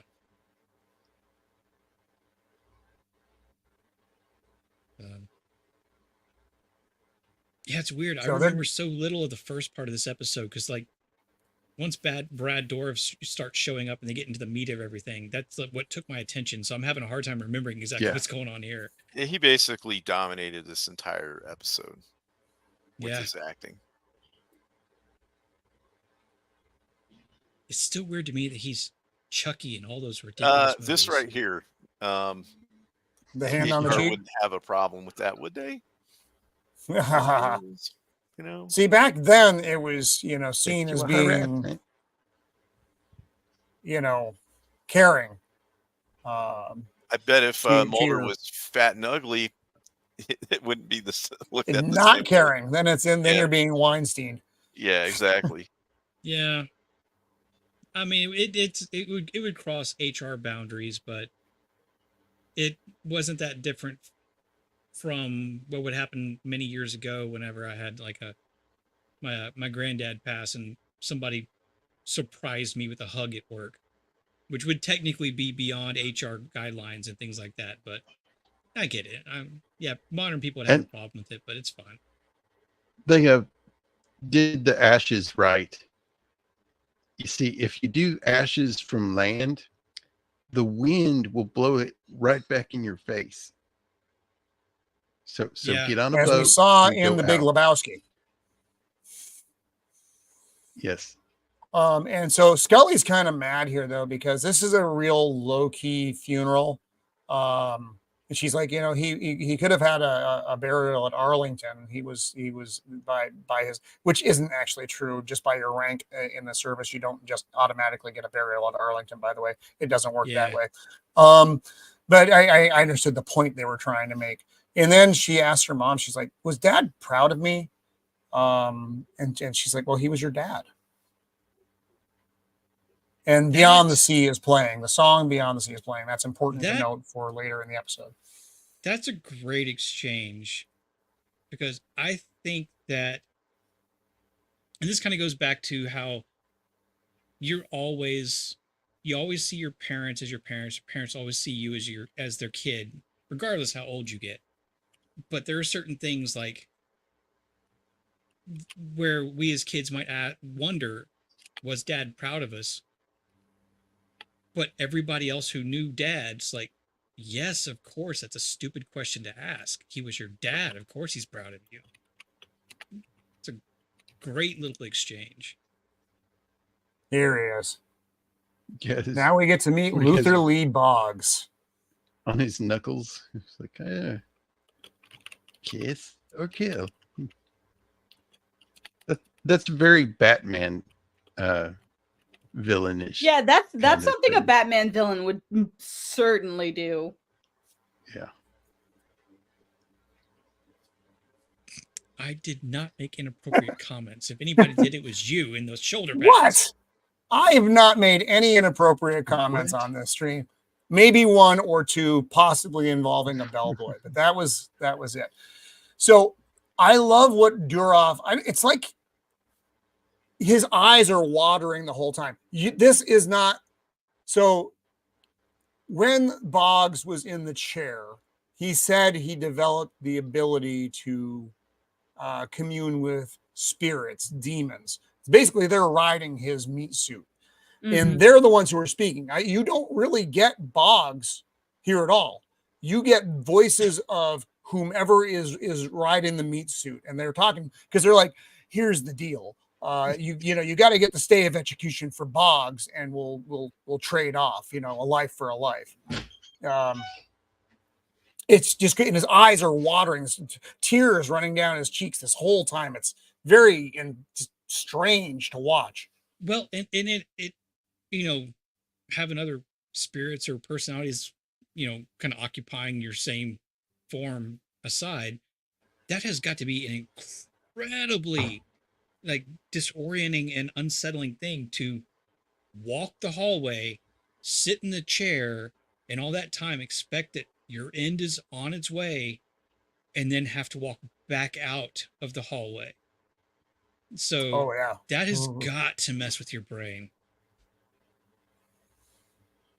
And he switches between, maybe as many as 5 different entities during this conversation. And he's explaining here, from here, we can see the past, we can see the present, we can see the future. And he's talking almost like it's a female voice at this point. Mm-hmm. Because he can say he's switching his tone up to make everything feel different. Yeah. I mean, even some of the, let's just call personalities, like being more taunting or more willing to help, others who can do it but don't want to, that because he brings across it like it hurts him or them or something. It's kind of like we get here in a moment when Mulder hands him that piece of cloth. Like he's like, I don't really want to, but it's going to happen. Yeah, and the images he gives here are really interesting. Dark basement, warehouse abandoned, angel of stone, waterfall, but it's not water. It's just all that stuff that comes out of him. It's really well written. Because it kind of fits with it does fit a little bit with the trope of somebody who's remote viewing or something like that. It's like just flashes of imagery. It's sort of vagary, and that's some of the brilliant writing in this is because it opens it up to the skepticism that typically would be attributed to Scully, but we see attributed to Mulder in this one. Yes, but it's also believable enough to see a flash and recognize a shape, but not know exactly what it was. You just describe it as the first thing that comes to mind. Mhm. He's a very physical actor too. Yes. Mhm. Really good at that. Yeah, he's not. Even when he's stationary, though, he's still isn't. Oh yeah, yeah. Just everything. When he's doing the bit though, it is. It's almost like he's got an electrical charge going through him when he's delivering the description of the things. And like pointing that out now, it's how he moves when he's, I guess, pontificating, like where who he's talking about, like who he's seeing through. Like you can tell when he's being genuine, like when he's quote genuinely being possessed by something versus later on. Not And I spoilers. don't know if you could see if it was coming through, but there's a real tear rolling down his cheek. He's able to. He's one of those actors that's able to push himself that hard that he can produce real tears within a scene. There was a couple of brief frames. You don't have to go back to it, Jake, because we all saw him. There were a couple of frames there where I know his hands are cuffed, so that's why his wrists are together. So he's holding that cloth between them. But there are a couple of shots there that I have to think were very intentional, where he's kind of like looking up with his hands up, almost like he's praying. Like as he gets to the end of everything, like he's just like asking for like to let everything be taken from him, sort of thing, because like he's suffering through it. But yes, he definitely gets a real tear going, and he gets a full on like snot drip too. That guy goes all in with some of his acting. And Mulder just told him the cloth I ripped off a T-shirt this morning. It had nothing to do with the case. Yeah. And I think, and quite honestly, that it's incidental. He's holding the cloth, but he's still getting the imagery. The cloth, like I said, he's just hanging on to it. It doesn't really matter if the cloth had been there or not. This part is great. This part is great because he starts singing Beyond the Sea. And then he says, did you get my message, Starbuck? Beyond the sea. And then she sees her dad and gets full on freaked out. And rightfully so. And it's that moment for me where I'm like, I feel like this dude is both a fraud and the real thing. Like personally. Because like I know at the end it kind of leaves it a little bit like ambiguous. But that for me, I was like, that nobody ever explains how the dude knew her nickname. Oh, I think he was genuine. Well, I think I do think I agree what you're going with, Mando. It's like maybe consciously he didn't know that he could do that. Because like you were saying, Roman, it's like he's got all these other personalities, spirits, whatever, in the meat suit. And when they take over, maybe he doesn't know exactly what's going on. So he might be playing his own game, but then loses control of it at certain times. So yeah, I do. Because like if you remember, like there's that one scene where he's like, no, I don't want to do this. Yeah, like he's arguing with himself, like almost like multiple personalities sort of thing. Yeah. But yeah, this is when and she starts the words are what things that he has described. And credit to the writing, it's still through the entire episode left open enough for interpretation. Did she see what she wanted because he described it, or did he actually see it and describe it accurately to her? But how would he have known those landmarks are precisely where they were at that moment? The thing that really throws that whole theory off is how is he communicating with his buddy outside? Through the telephone? Well, it's those tapped. things are tapped. If you look at his cell, and I guess it's because it's like his cell he's going to be in for his last meal and stuff, it's got a camera on the whole cell, including the toilet. I don't think they're supposed to do that normally. Maybe for like you're on death row, like the night before kind of thing, they do it. and can get away with it, but normally Oh. civil liberties wouldn't let you do that. But how would he, they'd be reading all his mail, all these other things. So if he's really communicating this detailed information with the guy outside, there should have been signs of that. Or there's, I get the episode doesn't have enough time to really show like a really in-depth scene of how he's doing it, like coded letters and whatever. Yeah. But I don't think he's actually communicating with anybody outside. I think it's a combination of him trying to play a game to save his life and some other entity actually talking through him. But it's, like I said, it's left open enough that, yeah, you're never really sure. That it's vague enough that confirmation bias is a real thing. And if somebody says that you're looking for this sign and this sign and this sign, but gives you other ways to interpret those signs, you can find those in a lot of different places. And it's a little bit more specific here and a little bit more detailed because they got to tell a story in a short period of time. But I do like it because it lets you kind of toe the line of belief or not. Right. Yeah, this was interesting. She's sitting here with a chair across from her, like her dad's gonna show up. I mean, if I had seen that a couple of times, I might give it a shot. Yeah.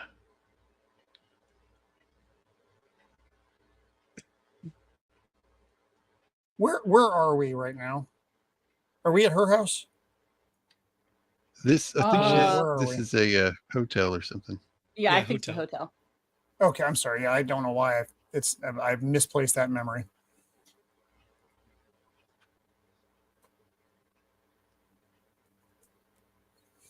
And this is where, well, this is with the Mulder is playing the doubting Thomas at this point. You can't believe anything he says, Scully.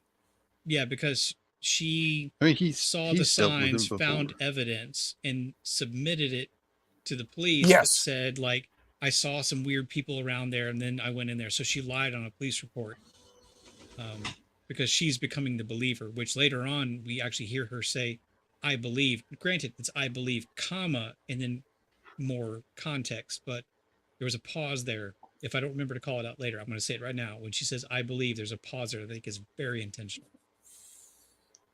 So Mulder's coming from his dealings with this guy before he had this ability.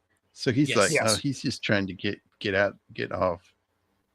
But he's very biased. I mean, he's super biased going in this, which is very uncharacteristic of Mulder. He goes in open all the time, or even I don't know, more ready to believe than most people would be. But in this instance, he is stonewall because of his previous dealings with this guy. So this is very uncharacteristic of Mulder. I mean, he's definitely got a bias. Yeah, and I think it plays into the fact that with that duality of Boggs being a liar that's just trying to save his life versus actually having these abilities. Again, with the open-ended interpretation for the viewer. Mm-hmm.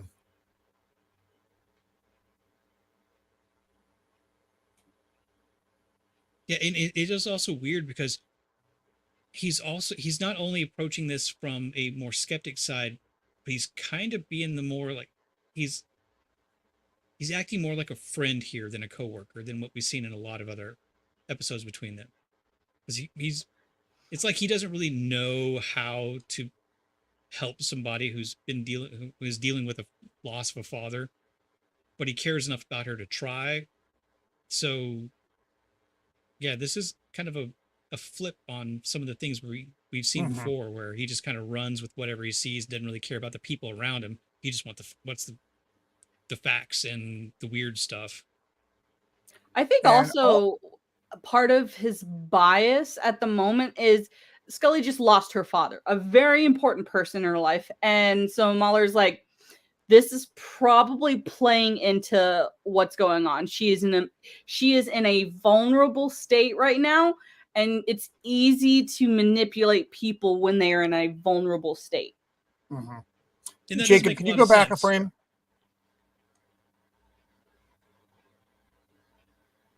Maybe. Jacob. Yeah. Yes. Could you go back a frame? There we go. That's the one. So they made a fake newspaper because they want to try to throw Boggs off Right. by saying they found the kids. So To see if that just- changes his story whenever he's, Yep. reading the spirits, quote unquote, Right. in case people are listening and can't see my very obvious finger quotes.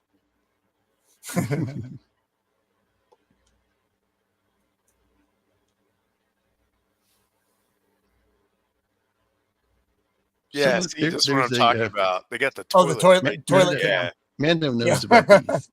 Toilet cam. I mean, I'll be honest, in the holding cell and in the cell that I was at, the camera was positioned that it could see like the whole area.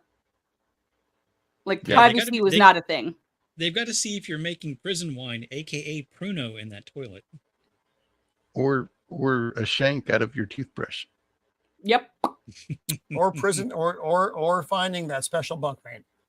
Yep. Or a Like the slingshot. camera You has never know. like in the cell that I was in, the camera has blind spots, but it's supposed to be able to see like just about everything.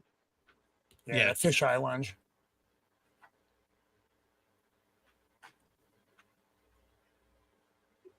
All right, got to see if we can catch him in a lie. So he's making a phone call. It's like we got it all ready. Yeah, because And they one of think they're the going to phones catch him starts calling. ringing. Yeah, this is hilarious.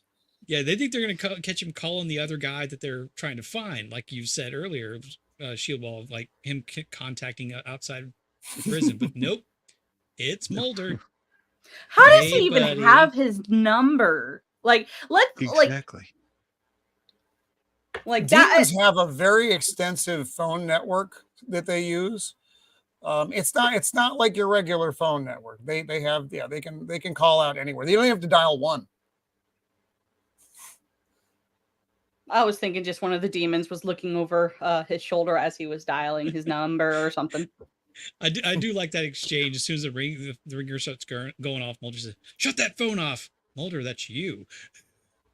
I suck. Oh, Hate dang me. it. Oh, always forget to turn my phone off. Excuse me. Gosh. Oh, that reminds me. I better mute mine too. What is it with you people? You know, we try to do a professional show here. I turn mine off for everybody's show except for my own live streams. Y'all can just listen to the grand, like, the clip hitting the ground, the famous ping sound. I don't care.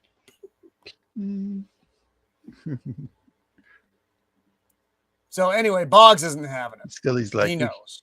we got to deal with him, Mulder, to get these kids out. Come on. Mulder's like, I ain't dealing with nobody. And his tie is much better now. I do have to point that out. It's much more Yes. muted, yes. It's different day tie.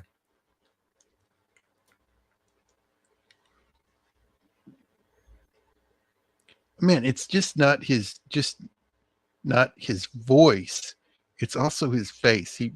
Yes. It's like each whatever he channels, he has a different facial expression and voice. It's crazy. Well, it Yeah, plays it's like they into had 5 actors.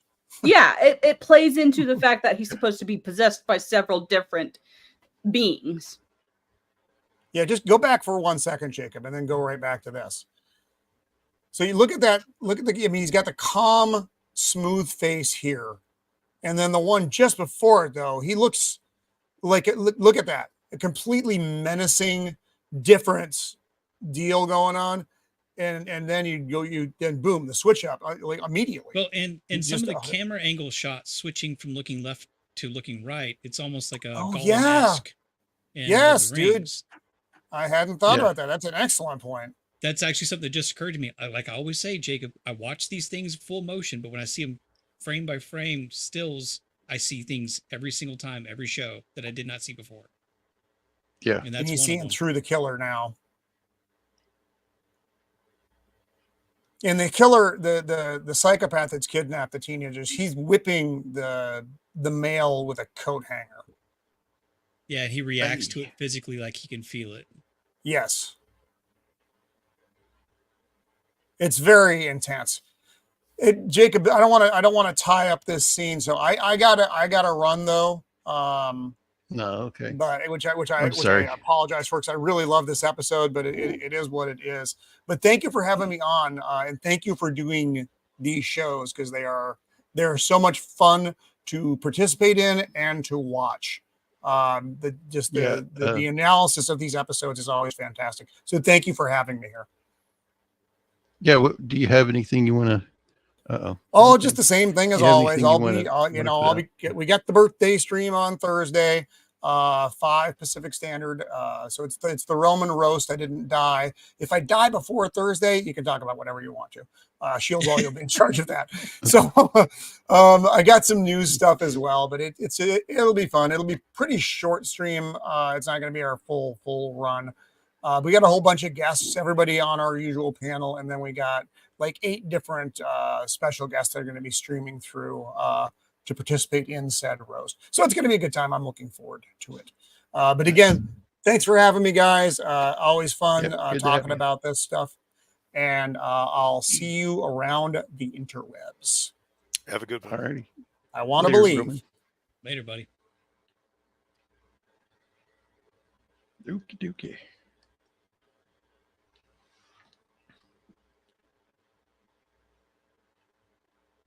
So yeah, he looks like he's in pain here.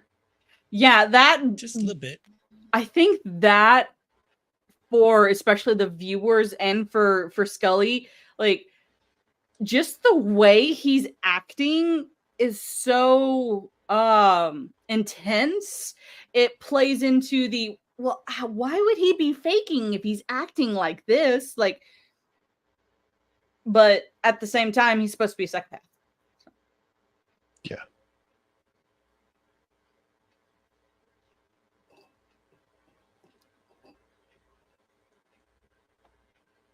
Still seeing through the killer's point of view. And isn't this the first time? Like the first time he did it, when he's talking about the waterfall that isn't water, you don't see anything that he sees. But now you're seeing like through his eyes. And yeah. He says to Mulder, "Don't go near the white cross." Yeah. Like, okay. Yeah, he said, "Don't get near the white cross. I've seen your blood spill across the ground," or something like that. Very ominous. Yeah.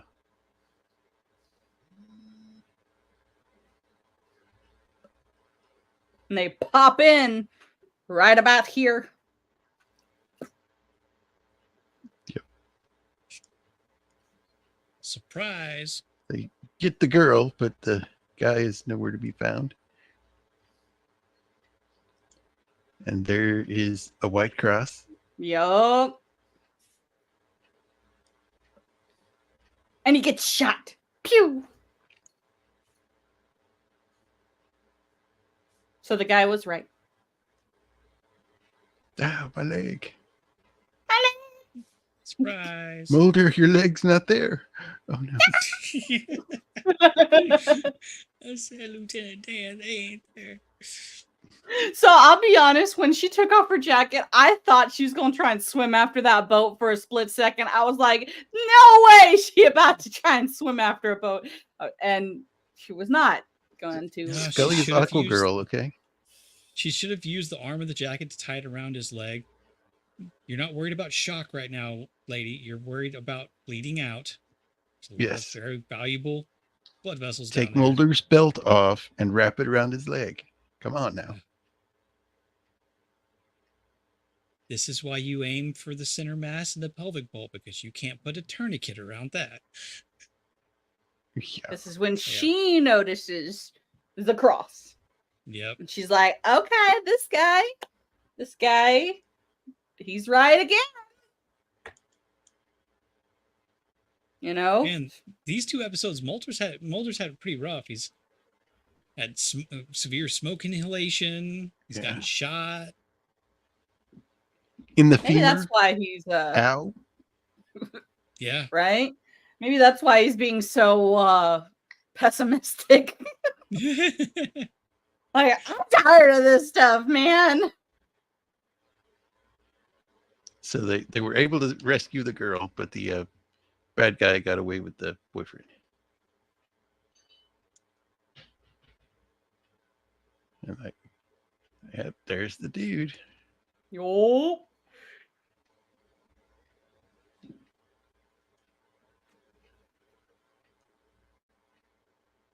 The good old days of proper booking pictures. Yep. Yeah. Not like nowadays where you just kind of stand around and you don't know what you're looking at and they say, look, and you go, yes.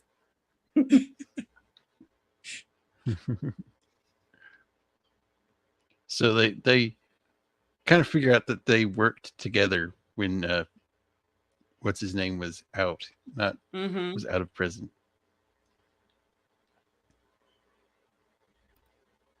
Yeah. So it does go yeah. back and forth to you thinking that he's not really doing this and it's all fake to he's actually doing it. And some of Mulder's concern about Scully being manipulated because of her grief. That does make a lot of sense. I think I was going to comment about this earlier. But when you see somebody so analytical that just relies completely on facts, starting to just completely almost lose grasp of their own worldview and shift so dramatically, that is concerning, whether one way or the other. Well, also, just this scene kind of encapsulates, like, she is not acting like how she normally was. She would not normally be, like, threatening, like, a suspect like this. Like, she is, like, you can see that she is slowly, well, not slowly, like, quickly unraveling. Well, and it's also she's lost one person really close to her, her father. And it's another clue that we get early on that she considers Mulder much more valuable to her personal life than what you kind of see through her actions through most of these episodes. Mm-hmm. Now he's reliving Scully being as a child. Yeah. Which I will absolutely admit, like, the scene he describes, like, that's a standard, like, early 90s 80s household, like, where somebody steals their parents' cigarettes and goes and smokes. Like, I never did any of that stuff. I was a good kid. I mean, I got bad grades in school just because No, I didn't do that. I didn't care. But I never like stole anything, stayed out late, never snuck out, never drank, never smoked. I saw drugs, didn't do any of that. I saw my older siblings. It's like, yeah, I'm not doing that.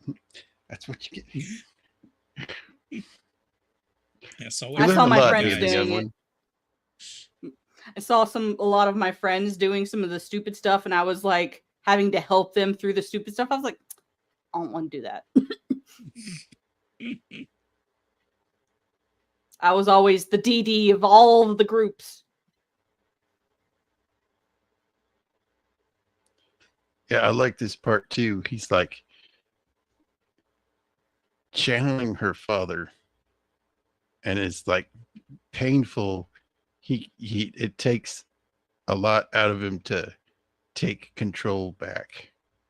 Right, because the father's about, like, or the quote unquote father's about to, like, tell her a message, and he's like, no, hold your horses, sir. I don't want to tell her anything. I want a deal. Yeah, again, like I said, that's where we get that combination of both being taken over by other spirits, other personalities, and being manipulative. He's not doing this out of the goodness of his heart. It's because he can't help it. He wants to manipulate the situation to live, but he's failing at every turn. Just like, if you could see that playing, just wow. Yeah, that is like acting. Yes, absolutely. Like, you can just see just the, like, his whole being is so tense right now. Like, he's having to stop himself from saying what, quote unquote, her father is wanting to say. He's like, you get me a stay of execution, and then I'll let you hear what you want to hear. And there goes the tear again. Like we see like he's physically crying.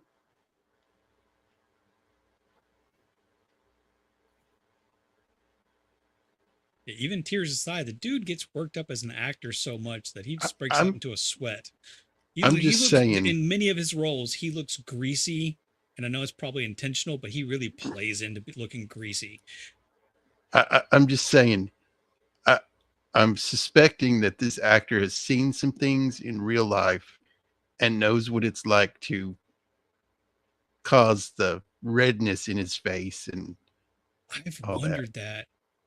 I've wondered if he's not seen anything, if he kind of has more, let me just say, intense internal dialogues than most of us do. Yeah, let's put it that way. That's a very polite way to put it. yeah. Because we all kind of like argue with ourselves and talk to ourselves, even we don't do it out loud. But I kind of wonder if he gets into arguments and fights with himself. Well, a lot I of would've- like. Go ahead. Sorry. I would like to see him play Golem. Oh yeah, he'd be great. I think like with method actors especially, what they do to get into character, like I think that's that's a big part of it is they reach into the depths of themselves, and they have to, like, I guess if they don't already have those experiences, they have to basically artificially make those experiences happen in Create their them, yeah. head. Yeah. They have to create them, and then that's how they live them. And just a note on the image that we see when he's reading the Bible as he's recounting his first time going to the chair, is it's at the end. He's reading the end of Revelation as like the end Yeah. of his world. And I don't know if it was intentional. The first couple of folks in this line look like they might are supposed to be twins. And I don't know if that was, I can't remember if that was mentioned in the dialogue or if that's just meant to be unsettling to us as a viewer. Well, because Yeah, I they're don't know. they're very similar, but they're not the same person exactly. You can see in like the facial structure, one's a little bit more narrow and one's a little bit wider in the The chin. next They pair could of be ladies sisters look or something. closer in the face, but not the hair. And Right. the next couple is a man and a woman who look very similar in the face, but obviously different sexes. I don't know. There was definitely something there I think they were going for. They didn't make it super obvious, but it stood out to me. I don't remember if these were supposed to be people he killed or Or the spirits that think entered him that when he was in the was- chair. right. I know Yeah. I know they were definitely the spirits that entered him, but like what was his relation to them beforehand is what I I got don't ever confused think about. it makes it clear, other than it's his family, like he killed his whole family or something. Right. I knew the family for Yeah. sure was in there, but like all of the others, like were they previous victims of his? Like were I'm not sure. I mean, regardless, they're judging him. Oh, maybe absolutely. Maybe they just haven't found their peace, and he's the outlet that they're gonna, take out Absolutely, the and revenge on that- or something. and there's precedent for that in sci-fi and fantasy and horror and stuff. It's just that restless spirits will just inhabit some flesh dude. Just like Yeah, that. I mean, in general, this goes back to what I've been saying many times about how open-ended some of the interpretations of this story is I think that's what makes it good. Because when you just set down very hard and firm rules about how like the human spirit works and try to make it relate to our own reality, that can pull you out of a story. Let those questions exist. Let people see it through their own eyes, through their own experiences with family members and loss and things like that. It This makes is where the story Scully better. actually tries to get the dude like a deal. Yeah. Mhm. And he's like, Which- I'm only going to announce his time of death.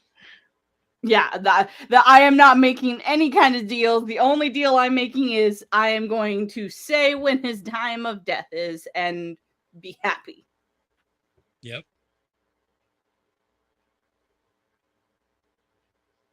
And of course, Mulder just absolutely hates any idea that she is even considering trying to work with him still. Yeah. But And she it- makes and a it- good point. Like he's gonna die several days after the death date of these kids. Like, and it's like, well, what are we gonna have at that point? Like, our main suspect is gonna be dead. The kids are gonna be dead. Mulder also makes a good point because both, like, there's at least twice where when he's talking about don't work with him, you're putting yourself in danger. He's worried about Scully being set up to be taken out. Mm-hmm. So it's not necessarily that he's worried that her logic doesn't work out. He doesn't want her hurt. Right. Absolutely. Because still, so they both have, they both have good arguments here, but they're just opposed to each other because they're coming from completely different points of view. I also thought Mulder is kind of seeing that this guy does have some kind of sight that he's using here, but he still doesn't want her to make a deal with him because he could do something to hurt her, not just physically, but mentally. Right. That's possible too. As was stated earlier, like, she is in a vulnerable, like, emotional state right now. So it would not take much to manipulate her. I don't know when this episode was, but it was 93. When did Silence of the Lambs come out? See, this episode was 94. Let me look up. Okay. Silence of the Lambs was 91, so probably influenced by it. Okay. So yeah, especially this episode, this had a little bit of the Clarice kind of thing. And Brad Dourif actually, I think, carried a lot of this character into his Star Trek Voyager character, which happened in 96, 2 years from this airing. Okay. I see a lot of the same kind of mannerisms. Star Trek or Babylon 5? Star Trek Voyager. I'd never really watched much Babylon 5, Voyager. so Okay. I don't know his character from there.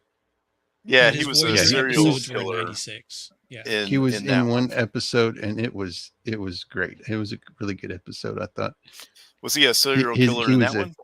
He was a serial killer who had they don't execute people anymore. They mind wipe them and give them a completely different life. Let me see when So he was in that episode. It's a good episode. And like, I like here where Scully's like, actually, I was able to make you a deal, and you can. I think here where he's like, oh, okay, then I'll tell you the location of such and such dude. Right? That's how it went. Yeah, right. Yeah, I think so. Yeah. I think for me in this moment, it was very, like, this particular, I guess, premonition or whatever was different than the others.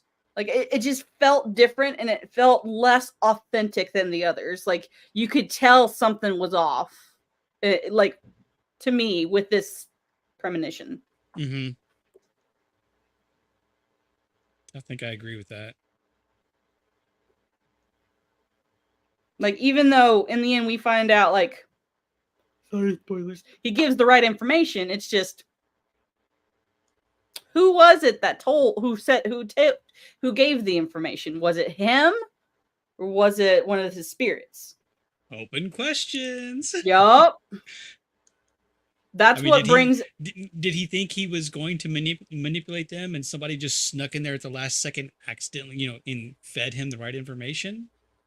Well, also, like, here he had to, because like, Scully's like, yeah, I wasn't able to make a deal, but he then says, but you did try. How would he have known that she at least tried? Because, like, of course it was out of her hands, and so I think that's why he still gave the information, because she still tried. Yeah. Or at least the spirits gave the information or something. Yeah. And as she's walking out here, he's like, now don't follow him to the devil. Yeah. That's like a warning. He gives a warning that he gave similarly to Mueller. He's like, don't do this.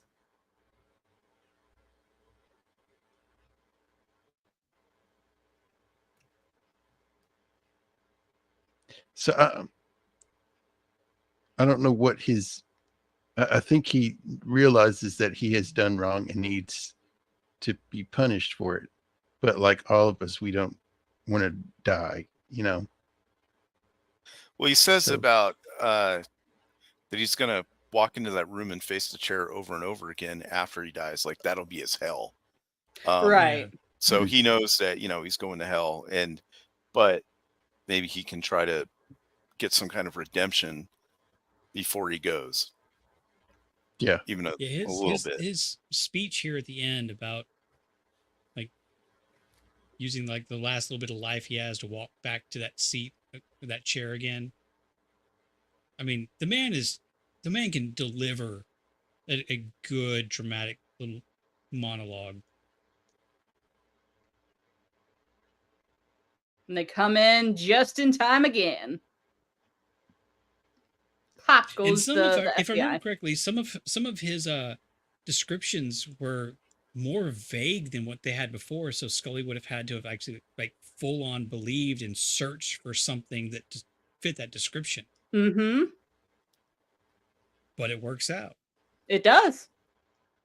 Because as they're chasing, she knows to not go to the devil, but he doesn't. And he falls. And subsequently goes to the devil. I think we can assume. I would assume so, yeah.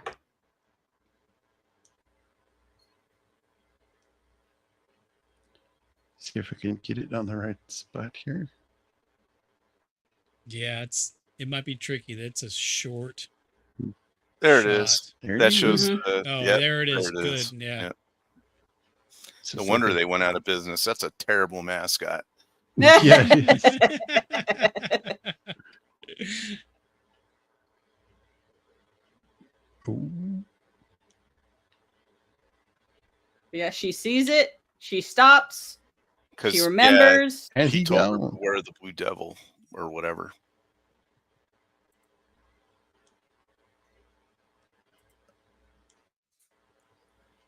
I don't remember exactly what he said, but I think it might have even specifically mentioned bridge because she uses that word several times later on, Mm-hmm. like the devil bridge or something like that. Well, that guy's not having a good day. He got shot and fell through Right? all four stories. Yeah. If he's alive, he ain't happy. yeah. Okay, is that a Major Payne reference? Yes. Okay, yeah. If he's still in there, he ain't happy. I love that movie. It's so ain't dumb, but I happy. love it. Uh-oh. But yeah, this is a nice little back and forth between her because she's being very genuine here, saying like, you not only saved their lives, but you saved mine. Because if you hadn't said that, I would have run across that bridge. And he's like, maybe it'll count for something.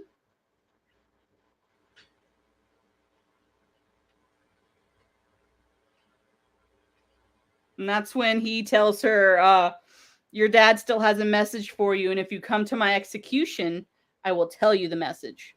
Yeah, he says, be my witness and I will tell you. And at this point, we think that she's going to go because she's believed him at every point up to here. Yep.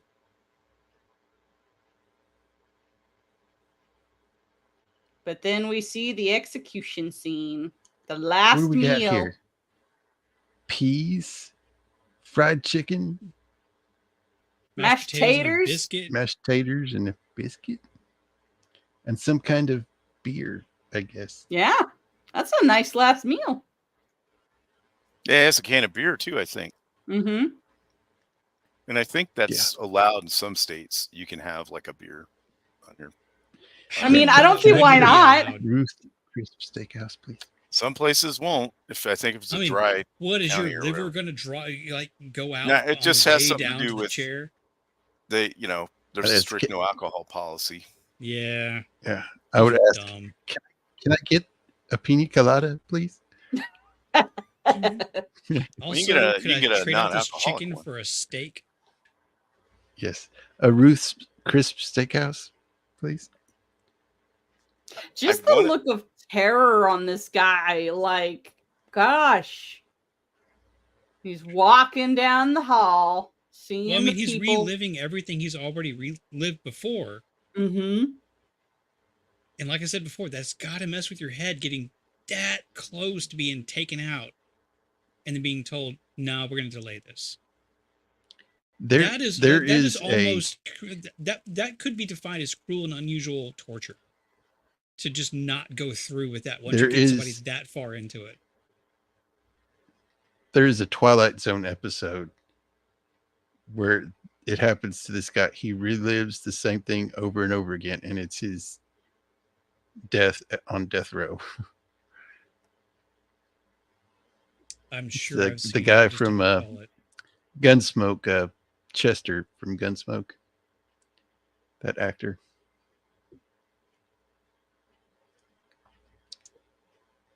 Yeah, this is The gas. pretty rough. Mm-hmm. I don't know how accurate that is, but I had never really thought about the fact that they created a chemical reaction in the gas chamber as opposed to just pumping in. That's true. I don't know if deadly. I don't know if it's exactly like that, but it's a chemical reaction they do right there. Yeah, it does make sense because a chemical reaction has a certain amount of life to it before it just burns itself out, as opposed to having to keep tanks of deadly gas on hands. Right. Right. Yeah, this is the point where her skepticism starts coming back. Yeah. It's like, I've been thinking about this. He could have just done research on me. And her mom did say early on at the funeral that when her parents got married, that song was playing at their wedding. So maybe he just knew about that. And her reasoning here is illogical. This episode would have made more sense about him knowing stuff on the outside if it was done today with like social media, and he could smuggle in a cell phone and had access to computers and all this stuff.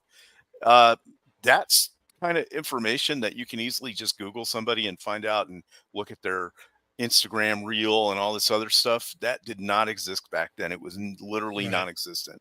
So, the thing that still gets me is how did he know her pet name that her father gave her? That is a detail that is hard to explain. But like I said, leave all the options open. It makes for a better story. Mm-hmm. Dude, you're not going to know somebody's. I would say even today it would be hard to find out, especially if you didn't know the person's name, to find out what song was played at their parents' wedding or. I don't know. I mean, when it comes to like what your parents called you as a kid, I've said that at least on a couple of streams, what my parents called me. So that is technically out there. Yeah. And for folks who don't know, Sunshine. Because Sunshine. Oh. Bright Sunshine. Yeah, bright and totally shiny. not a bitter old curmudgeon like I am now. Better than mine. Mine was Jakey. Mine was Abu the monkey, because I climbed everything as a kid.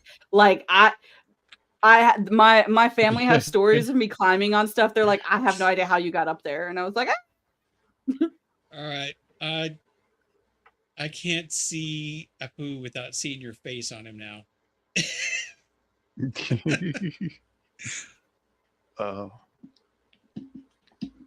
So yeah, the X-Files. Yeah. Which episode did you like better? X-Files. Did you like the first episode or second episode better? When I was younger, I liked the first episode better. But this one just, I mean, I still like the other one, but this one, the acting in it is just. Yeah. Yeah. Is better. I think the second one is a little bit better. Yeah, the first one though, with the fire and stuff, they did a really good job with that, like those effects and things. Yeah, I think I like the second one because of the plausible deniability, but also there are cases out there, documented cases where people have used mediums and stuff like that, and they've solved cases because of that. So like, there's a precedent that sometimes, like, is it real? Is it not? And this, I think that's why I really like this one, because there's a Well, precedent for it. As a Christian, I do think that it is, but that doesn't mean I think we should mess with it. Oh, right, yeah. As a Christian, Yeah. absolutely. Like, basically, if you're a Christian, any other spirits besides the Holy Spirit is a demon. That's more or less. Like, Yeah. Okay. So Joel brought it up. If we want to go down that route, what it says is don't mess with spirits, not that they don't exist. right. Absolutely. Right. So yeah. But I do agree. I think the first episode is good. It's a little bit disjointed. Both episodes have their plot issues, but I think the first one has a lot of good moments that are separated by kind of confusion or just filler or something like that. Whereas the second episode with dang Brad Dourif is fantastic. Not just because of him, it gives Gillian Anderson a chance to do a little bit more with Scully.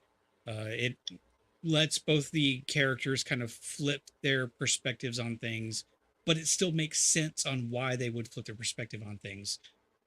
So yes, I think the second episode we watched today, season 1 episode 13, if you aren't paying attention, is superior to the previous episode. Well, yeah, I think these 2 episodes, in culmination with some of the previous ones, are what really kind of seal the deal for the success of the show. As why it was so successful. By this point in the season, what is it, about halfway over, right? yeah, For the number of episodes. So most people that got into it are like, okay, this is pretty good. I'm going to give it a go for the rest of the episodes for the season. And so, yeah, I think this is when people really started maybe talking about the show, like at work and the water cooler and stuff. yeah, because this and is still started season gaining some 1, so they're traction. still finding Right. their audience. Yes. So yeah, Yeah. I agree with you. Right.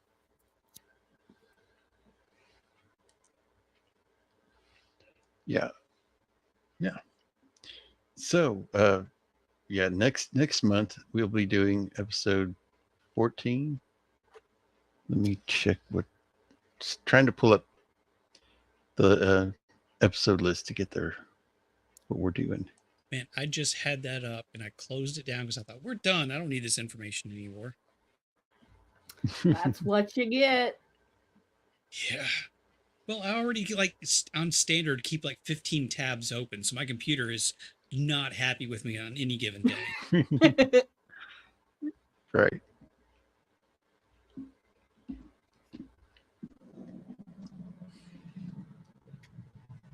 I mean, at this rate, we'll probably get through the series in about what, like 7-8 years? Probably. Yeah. Yeah, right. Well, at least you have content, you know. Yeah. I mean, it's. Me and I do think we'll all be if sitting doing here something like old. this. Yeah. There's part of X Files What do you mean, back will in my we? day. You and I are already old, and Shieldwall is nearly as ancient as Roman, so the only person who's going to be left around is Mando. Yeah. Back when I used to stream with Jacob and the old guys, we used to talk about his X Files. Episode 14 is going to cause you issues Yes. with the title. Yes. Yes. I'll let you say Gender it. Bender. Gender Bender. Yes. Yep. Followed up by Lazarus. So we're hitting all the everything. We're just going to offend everybody next month. Yes. As it should be. As it should be. Lazarus is a good episode. That's a good episode. So yeah, that's what we're doing next month. But so, yeah. So keep an eye out for that. So yeah, let's go around the horn and Beard, what do you got? I'm not going to be streaming on my channel tonight. Decided to take the night off. I probably will be dropping in with the Salty Nerd Gaming podcast guys to do some hell diving in Helldivers 2 a little bit later. That runs pretty late for most folks on my time schedule. Thursday for Roman's birthday stream. That's gonna be fun. I don't know how many of us are gonna be there. How many are gonna be switching out? So just tune in. Be a great time. I don't know if I'm taking my shirt off for that stream or if it'd be the later one, but that's not an incentive. I don't know Hey, why I said it. let's just make Roman as uncomfortable as possible on the same stream. So we'll wait. Oh for God, he's not uncomfortable. the He's fifth calling for element it. and shirtless. You know what? Maybe I should do birthday stream and Fifth Element just to make all of you suffer twice. Yes. Anyway, It'll just be full beard Parasite all over. yeah, let me see if I can get these down to cover up the nips and just, what? I can make it work. Mando just died inside. Saturday night, after the weekend harder. I don't know exactly what we've got going, but we're gonna have something good. Sunday afternoon with Stark of Iron and Snail Messiah for some more Fallout shenanigans. A lot of good fun with those guys. Monday after the weekend, JT's out of town. I don't know if R2 is going to be able to make it, so I might be fishing for a guest. Jacob, I know you're on the short list, so I'll let you know. I've got a couple of ideas, and also don't really know what the movie is yet, so just it might be last minute. Tune in, folks. And then back Tuesday here because I just always show up in case you have a spot, and if you don't have a spot, I just lurk anyway. Nice. All right, Mando. Right now with me house sitting for a friend, my schedule is completely up in the air. I will definitely be there Thursday, and of course bring all of my shenanigans as per the usual. And yeah. And I'm just gonna go ahead and say it now, and by say it I mean sing it. Where in the world is Untamed Mando? Nobody knows. Yes, get your t-shirts. Yes, I Get do your have t-shirts. t-shirts on my This merch is such store. a fantastic design. Yes, I have to get one of those. Can't do it yet, but I have to. It'll be up on my. I even have So, stickers yeah. also. So I have a t-shirt and a sticker. Nice. Shieldwall. So we got Roman's Thursday stream. I'm going to be on that or in the background, fiddling around doing something. And then next Tuesday on your show, I think. Yeah. And then The Untouchables. Yeah, The Untouchables. So I'm going to have to rewatch that. I think I saw that a long time ago in the 80s when it first came out. But I haven't seen it since, so I don't really remember that much about it. Yeah.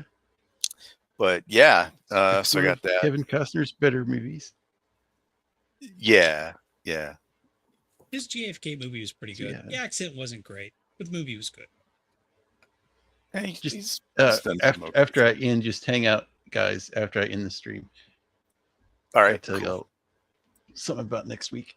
So yeah, that is what we'll be doing. The Untouchables next week. Have a good week, everybody. And I usually will show up on Matt's streams on what is it? It's Friday afternoons on his channel. Yeah, he changed the time for his streams, and it's even worse for me. So there's no way I'm going to be able to catch one. Nice glasses, beard. Yeah. But yeah, that's it for us. And thanks for hanging out, everybody. I hope everybody has a good week, and we will see y'all next time. Later. Have a good one, everybody. Bye.